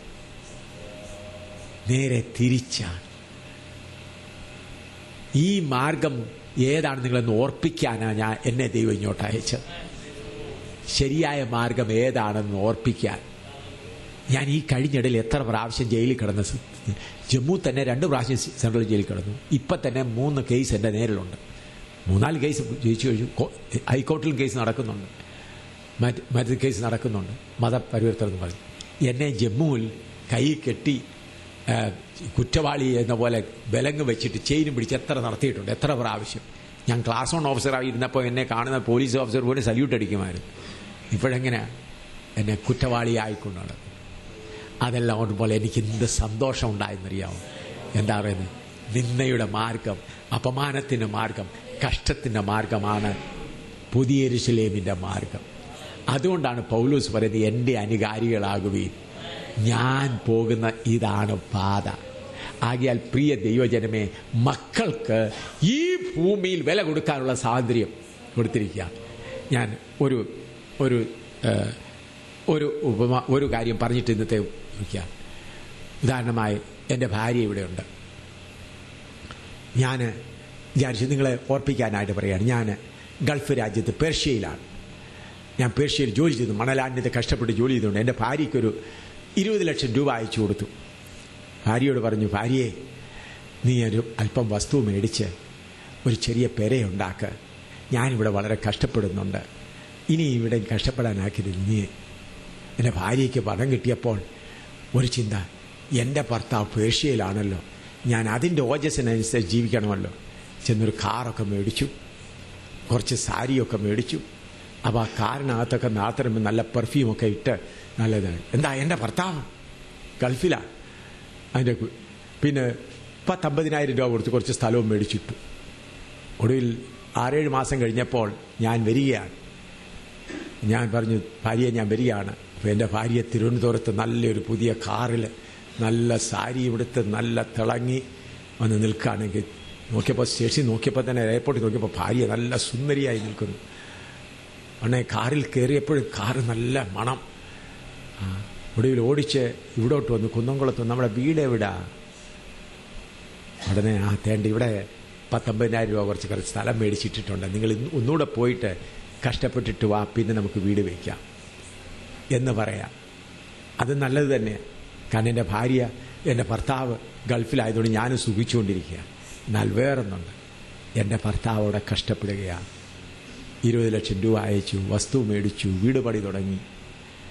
ഒടുവിൽ വേലക്കാരെ കിട്ടുന്നില്ല, പണം കുറഞ്ഞു. ഉണ്ടായിരുന്ന സാരിയും മറ്റു സാധനങ്ങളൊക്കെ വിൽക്കാവുന്നതൊക്കെ വിറ്റ് വേലക്കാരെ നിർത്തി. എങ്ങനെയെങ്കിലും എൻ്റെ ഭർത്താവ് വരുന്നതിന് മുൻപേ വീട് തീർക്കണം, കഷ്ടപ്പെടുക. ഒടുവിൽ വന്നപ്പോൾ വേലക്കാരെയും കിട്ടാതായി. സ്വന്തമായിട്ട് സിമെൻറ്റ് കോരാൻ തുടങ്ങി. സിമെൻറ്റ് കോരി കൈയെല്ലാം കട്ടിയായി, മുഖമെല്ലാം കറുത്തു. ഉണ്ടായിരുന്ന നല്ല സാരിയെല്ലാം വിറ്റു, ചെരുപ്പൊക്കെ വിൽക്കാതെ വിറ്റ് കാര്യങ്ങൾ എങ്ങനെയെങ്കിലും വീടിൻ്റെ പണി തീർത്തപ്പോഴാണ് കത്ത് വരുന്നത്, ഞാൻ വരുന്നു. ഉടനെ എൻ്റെ ഭാര്യ ഒരു ലൈൻ ബസ്സിൽ കയറി എയർപോർട്ടിൽ വന്നു. നോക്കുമ്പോൾ കറുത്ത് മെലിഞ്ഞ് വസ്ത്രം കീറിയ ഒരു സാരി ഉടുത്തുകൊണ്ട് നിൽക്കുക, ചെരുപ്പുമില്ല. സഹോദരി, നീ എന്താ ഇത്ര ക്ഷീണിച്ചിരിക്കുന്നത്? ഓ, സാരമില്ല. എന്താ നിന്റെ സാരിയൊക്കെ എങ്ങനെ? അതൊന്നും ഒന്നുമില്ല സാരി. എങ്ങനെയാ നീ വന്നത്? ഓ, ഞാൻ ബസ്സിലാണ് വന്നത്. നിങ്ങളുടെ കയ്യിൽ പണമുണ്ടെങ്കിൽ നമുക്ക് പോകാം. അപ്പോൾ എൻ്റെ കയ്യിലുള്ള പണം കൊണ്ട് ഒരു കയറും എടുത്ത് ഒരു കാറെടുത്ത് വന്നു. കുന്നംകുളത്ത് വന്നപ്പോൾ മനോഹരമായൊരു വീട്. അതിൻ്റെ പോർട്ടിക്കയിൽ കൊണ്ട് കാർ കൊണ്ട് നിർത്തിയിട്ട് പറഞ്ഞു, ഇത് നമ്മുടെ വീടാ. നിങ്ങളവിടെ കഷ്ടപ്പോൾ ഇതെൻ്റെയും ഉത്തരവാദിത്വം. അതുകൊണ്ട് സാരിയൊക്കെ അങ്ങ് വിറ്റു. മുടി വേലക്കാരെ കിട്ടാതെ ഞാൻ തന്നെ കൈകൊണ്ട് അധ്വാനിച്ചു. അങ്ങനെ കറുത്തു പോയതാ, സാരമില്ല. അങ്ങനെയുള്ള ഭാര്യയോട് ഞാൻ എന്ത് പറയും? വിശ്വസ്തയായവളെ എന്ന് പറയും. നമ്മുടെ കർത്താവ് കൈകൾ മുഴുവനും ആണികൾ അടിക്കപ്പെട്ടവൻ, കൈകൾ അടിക്കപ്പെട്ടവനായി അക്കരെ നിൽക്കുന്നു. അവൻ്റെ പിന്നാലെ പോയ വിശുദ്ധന്മാരെല്ലാം കഷ്ടങ്ങൾ കൂടെ വില കൊടുത്ത മക്കളാണ്. ആ വില കൊടുത്ത മക്കളെല്ലാം ലൈനിൽ നിൽക്കുമ്പോൾ പ്രിയ ദൈവവൈതലേ, നിന്റെ സ്ഥാനം എവിടെയായിരിക്കും? വിശുദ്ധന്മാരെല്ലാം നിരനിരയായി നിൽക്കുകയാണ്. പൗലോസിനോട് ചോദിക്കാം, പൗലോസേ, നിന്റെ പുറത്ത് ഇത്ര പാടുകൾ കാണുന്നല്ലോ. ഗലാത്യർ 5:17 വായിച്ച് നമുക്ക് അവസാനിപ്പിക്കാം. ഗലാത്യർ 5:17 വായിച്ച് നമുക്ക് അവസാനിപ്പിക്കാം, പ്രാർത്ഥിക്കാം. ഗലാത്യർ 5:17. ജഡാഭിലാഷം ആത്മാവിനും ഗലാത്യർ 6:17 വായിച്ചാൽ. ഇനി ആരും എനിക്ക് പ്രയാസം വരുത്തരുത്. ഇനി ആരും എനിക്ക് പ്രയാസം വരരുത്. ഗലാത്യർ 6:17. ഞാൻ യേശുവിന്റെ ചൂടടയാളം എന്റെ ശരീരത്തിൽ വഹിക്കുന്നു. ഞാൻ യേശുവിന്റെ ചൂടടയാളം എന്റെ ശരീരത്തിൽ വഹിക്കുന്നു. ഹല്ലേലൂയ. വിശുദ്ധന്മാരെല്ലാം ക്യൂ ലൈനായി നിൽക്കുമ്പോൾ പൗലോസ് അവിടെ നിൽക്കുകയാണ്. പൗലോസ്, സഹോദര, നീ ഇത്ര ചാട്ടവാറിനാൽ അടികൊണ്ടല്ലോ, ഇത്ര കല്ലേറുകൊണ്ടല്ലോ. അപ്പം പൗലോസ് പറയും, എൻ്റെ ജ്യേഷ്ഠനെ നോക്ക്, അവൻ്റെ കൈകളിൽ ഇപ്പോഴും ആണിപ്പഴുതുണ്ട്. അവൻ്റെ മുഖത്ത് തുപ്പിയത് അവൻ്റെ തലയ്ക്ക് ആണി കൊണ്ട് അടിച്ച് അവൻ്റെ തലയ്ക്ക് മുൾക്കിരീടം വെച്ചത്. എൻ്റെ ജ്യേഷ്ഠ സഹോദരൻ ഒരിക്കലും പാപം ചെയ്തിട്ടില്ലാത്തവൻ അവൻ ഇത്രയും കഷ്ടപ്പെട്ടെങ്കിൽ സഭയെ ഉപദ്രവിച്ചവനായി ഞാൻ ഇത്രയും കഷ്ടപ്പെട്ടതൊന്നും വലിയ കാര്യമല്ല. അങ്ങനെ വിശുദ്ധന്മാർ നിൽക്കുമ്പോൾ ഇത് സത്യമാണ് ഞാൻ പറയുന്നത്. ഇതാണ് സത്യമായ പാൽ. അല്പം പോലും മായം ചേർക്കാത്ത പാലാണ് ഞാൻ നിങ്ങൾക്ക് വിളമ്പിത്തരുന്നത്. ഒരു സൈക്കോളജി ഇല്ലാത്ത ഈ വചനമാണ് നിങ്ങളെ ന്യായം വിധിക്കാൻ പോകുന്നത്. നിങ്ങൾ കേട്ടുകൊണ്ടിരിക്കുന്നത് ഇത് മാത്രമാണ് മാർഗം. പുതിയ യെരൂശലേമിൽ സിംഹാസനിരിക്കുന്നവരെല്ലാം വില കൊടുത്തവരാണ്. ഹല്ലേലൂയ. കർത്താവ് വില കൊടുത്തു, പുത്രൻ വില കൊടുത്തു, മക്കളെല്ലാവരും വില കൊടുത്ത് പൂർണ്ണരായി തീർന്നവരാണ്. അതുകൊണ്ട് പ്രിയമുള്ളവരെ, ഈ സുവിശേഷത്തിന് എത്ര പേര് ഒരുങ്ങും? ഒരു ചെറിയ സംഭവം പറഞ്ഞിട്ട് നമുക്ക് പ്രാർത്ഥിക്കാം. ആഫ്രിക്കയിൽ നിന്ന് ഒരു മിഷണറി മടങ്ങി വരികയായിരുന്നു. 42 വർഷത്തെ ആഫ്രിക്കയിൽ അന്ന് ഇന്നത്തെ സ്തോത്രയാൽ ഇന്ന് ദുഷ്ടമൃഗങ്ങളെല്ലാം ഉള്ളിടത്താണ്. അദ്ദേഹം പോയപ്പോൾ ഭാര്യയും 2 മക്കളുമായിട്ടാണ് പോയത്. മക്കള് മലേറിയ രോഗം കൊണ്ട് മരിച്ചു, അവരെ അടക്കി. ഒടുവിൽ ഭാര്യയും മലേറിയ അതുകൊണ്ട് അടക്കി. 42 വർഷമായിട്ട് ആദ്യമായിട്ട് ന്യൂയോർക്കിലേക്ക് മടങ്ങി വരികയാണ്. മടങ്ങി വരുമ്പോൾ ഒരു വലിയ കപ്പൽ യാത്ര ചെയ്യുക, പ്രായമായി വെച്ച് വരികയാണ്. അതേ കപ്പലിൽ അമേരിക്കൻ പ്രസിഡന്റ് ഒരാഴ്ചത്തേക്ക് വേട്ടയാടാനായിട്ട് വന്നു ആഫ്രിക്കയിൽ വന്യമൃഗങ്ങളെ. അദ്ദേഹം തിരിച്ചു വരികയാണ്. അദ്ദേഹം തിരിച്ചു വന്നപ്പോൾ ഒരു ബാൻഡും എല്ലാം കൂടി ഒത്തിരി പേര് അദ്ദേഹത്തെ സ്വീകരിച്ചു കൊണ്ടുപോയി. ഈ പ്രായമുള്ള ആൾ 42 വർഷം ആഫ്രിക്കയിൽ കഷ്ടപ്പെട്ടവൻ തൻ്റെ സൂട്ട് കേസ് എടുത്തുകൊണ്ട് വരികയാണ്. അപ്പം ഈ കപ്പലിലെ വെള്ളം കൊണ്ട് അങ്ങോട്ടും ഇങ്ങോട്ടുകൊണ്ട് തനിക്ക് അങ്ങോട്ട് കടക്കാൻ പ്രയാസം, വിറയ്ക്കുന്നുണ്ട്. ഉടനെ പറഞ്ഞു, എൻ്റെ ദൈവമേ, അമേരിക്കൻ പ്രസിഡന്റ് ഒരാഴ്ചത്തേക്ക് വന്നപ്പോൾ അവനെ സ്വീകരിക്കുന്ന എത്ര ബാൻഡും ബഹളവും ഉണ്ടായിരുന്നു. ഞാൻ 42 വർഷം നിനക്ക് വേണ്ടി കഷ്ടപ്പെട്ടു. എൻ്റെ ഭാര്യ, എൻ്റെ 2 മക്കളും അവിടെ നിനക്ക് വേണ്ടി നിന്റെ വയലിൽ അധ്വാനിച്ചു. എൻ്റെ ഈ സൂട്ട് കേസ് പിടിക്കാൻ ഒരുത്തർ പോലും ഇല്ലല്ലോ. അപ്പോൾ കർത്താവ് പറഞ്ഞു, അമേരിക്കൻ പ്രസിഡന്റ് അവൻ്റെ വീട്ടിലോട്ട് വന്നപ്പോൾ അവനെ സ്വീകരിച്ച്, നീ എൻ്റെ വീട്ടിലോട്ട് വാ, അപ്പോൾ ഞാനും ദൂതന്മാരും കൂടെ നിന്നെ സ്വീകരിക്കുന്നത് എങ്ങനെയായിരിക്കുമെന്ന് നിനക്കറിയാം. അത് കേട്ടപ്പോൾ അവൻ സന്തോഷത്താൽ നിറഞ്ഞു. ആകയാൽ എന്നെ കേൾക്കുന്ന പ്രിയമുള്ളവരെ, മക്കളാണെങ്കിൽ അവകാശികളാണെങ്കിൽ അവനോടുകൂടെ കഷ്ടപ്പെട്ടെങ്കിൽ മാത്രമേ ഒക്കുള്ളൂ. അവനോടുകൂടെ സഹിക്കുകയാണെങ്കിൽ അവനോടുകൂടെ വാഴും. തേജസ് ലഭിക്കണമെങ്കിൽ കഷ്ടതയാകുന്ന തേജസ്. ആ കഷ്ടത സഹിക്കുന്നത് എങ്ങനെ? അവൻ നമ്മെ അവൻ്റെ കരത്തിൽ വെച്ചുകൊണ്ടാണ്, കൃപ പ്രാപിച്ചുകൊണ്ട്. കർത്താവേ, ഞങ്ങൾ അനേക കഷ്ടങ്ങളിൽ കൂടെ, എൻ്റെ ഭാര്യ ഇവിടെ കൊണ്ട് ചോദിച്ചാൽ പറയും എത്ര കഷ്ടങ്ങളിൽ കൂടെ ഞങ്ങൾ പോയി. ഞങ്ങളെ നിർത്തിയത് കർത്താവ്, ഞങ്ങളുടെ മിടുക്കല്ല, അവൻ്റെ കരത്തിൽ വെച്ചിരുന്നതുകൊണ്ട് ഞങ്ങൾ ഇന്നുവരെ നിൽപ്പാനിടയായി. ആകയാൽ കുന്നംകുളത്തുള്ള ദൈവജനമേ, മായം ചേർത്ത പാല് കുടിച്ച് നിങ്ങൾ നശിച്ചു പോകാതെ ഈ ശുദ്ധമായ പാല് കുടിക്കുവാൻ ഞാൻ നിങ്ങളോട് കർത്താവിൻ്റെ നാമത്തിൽ അപേക്ഷിക്കുന്നു. ഈ ശുദ്ധമായ പാൽ, വചനപ്രകാരം ഈ പാല് കുടിക്കാമെങ്കിൽ നിങ്ങൾ മക്കളും അവകാശികളുമായി നിങ്ങളെ കാണുമ്പോൾ സാത്താൻ ഓട്ടം തുടങ്ങും. ഇതാ പുത്രൻ വരുന്നു. ഇന്നലെ ഞങ്ങളിവിടെ ഗുരുവായൂരിൽ പോയത് കാണാനല്ല, ഓടിക്കാനാ പോയത്, യുദ്ധം ചെയ്യാനാ പോയത്. ആനക്കൂട്ടിലെല്ലാം കയറി നടന്നത് അതിനെക്കൊണ്ട് വന്ദിക്കാനല്ല പോയത്, ഓടാനുള്ള സമയമായി. ദൈവത്തിൻ്റെ പുത്രന്മാർ വെളിപ്പെടാൻ പോകുന്നു. Hallelujah, hallelujah. കുന്നംകുളത്തുള്ള ദൈവജനമേ, കർത്താവിൻ്റെ മക്കളായി ഞാൻ എൻ്റെ ദൈവത്തിൻ്റെ മകനാണ്, കൂട്ടവകാശിയാണ്. എനിക്കവൻ അധികാരം തന്നിട്ടുണ്ട്. സാത്താനെ മുട്ടുകുത്ത്. നിന്റെ തന്ത്രങ്ങളൊന്നും ഞാൻ കേൾക്കാൻ പോകുന്നത്. സാത്താനെ മുട്ടുകുത്ത്.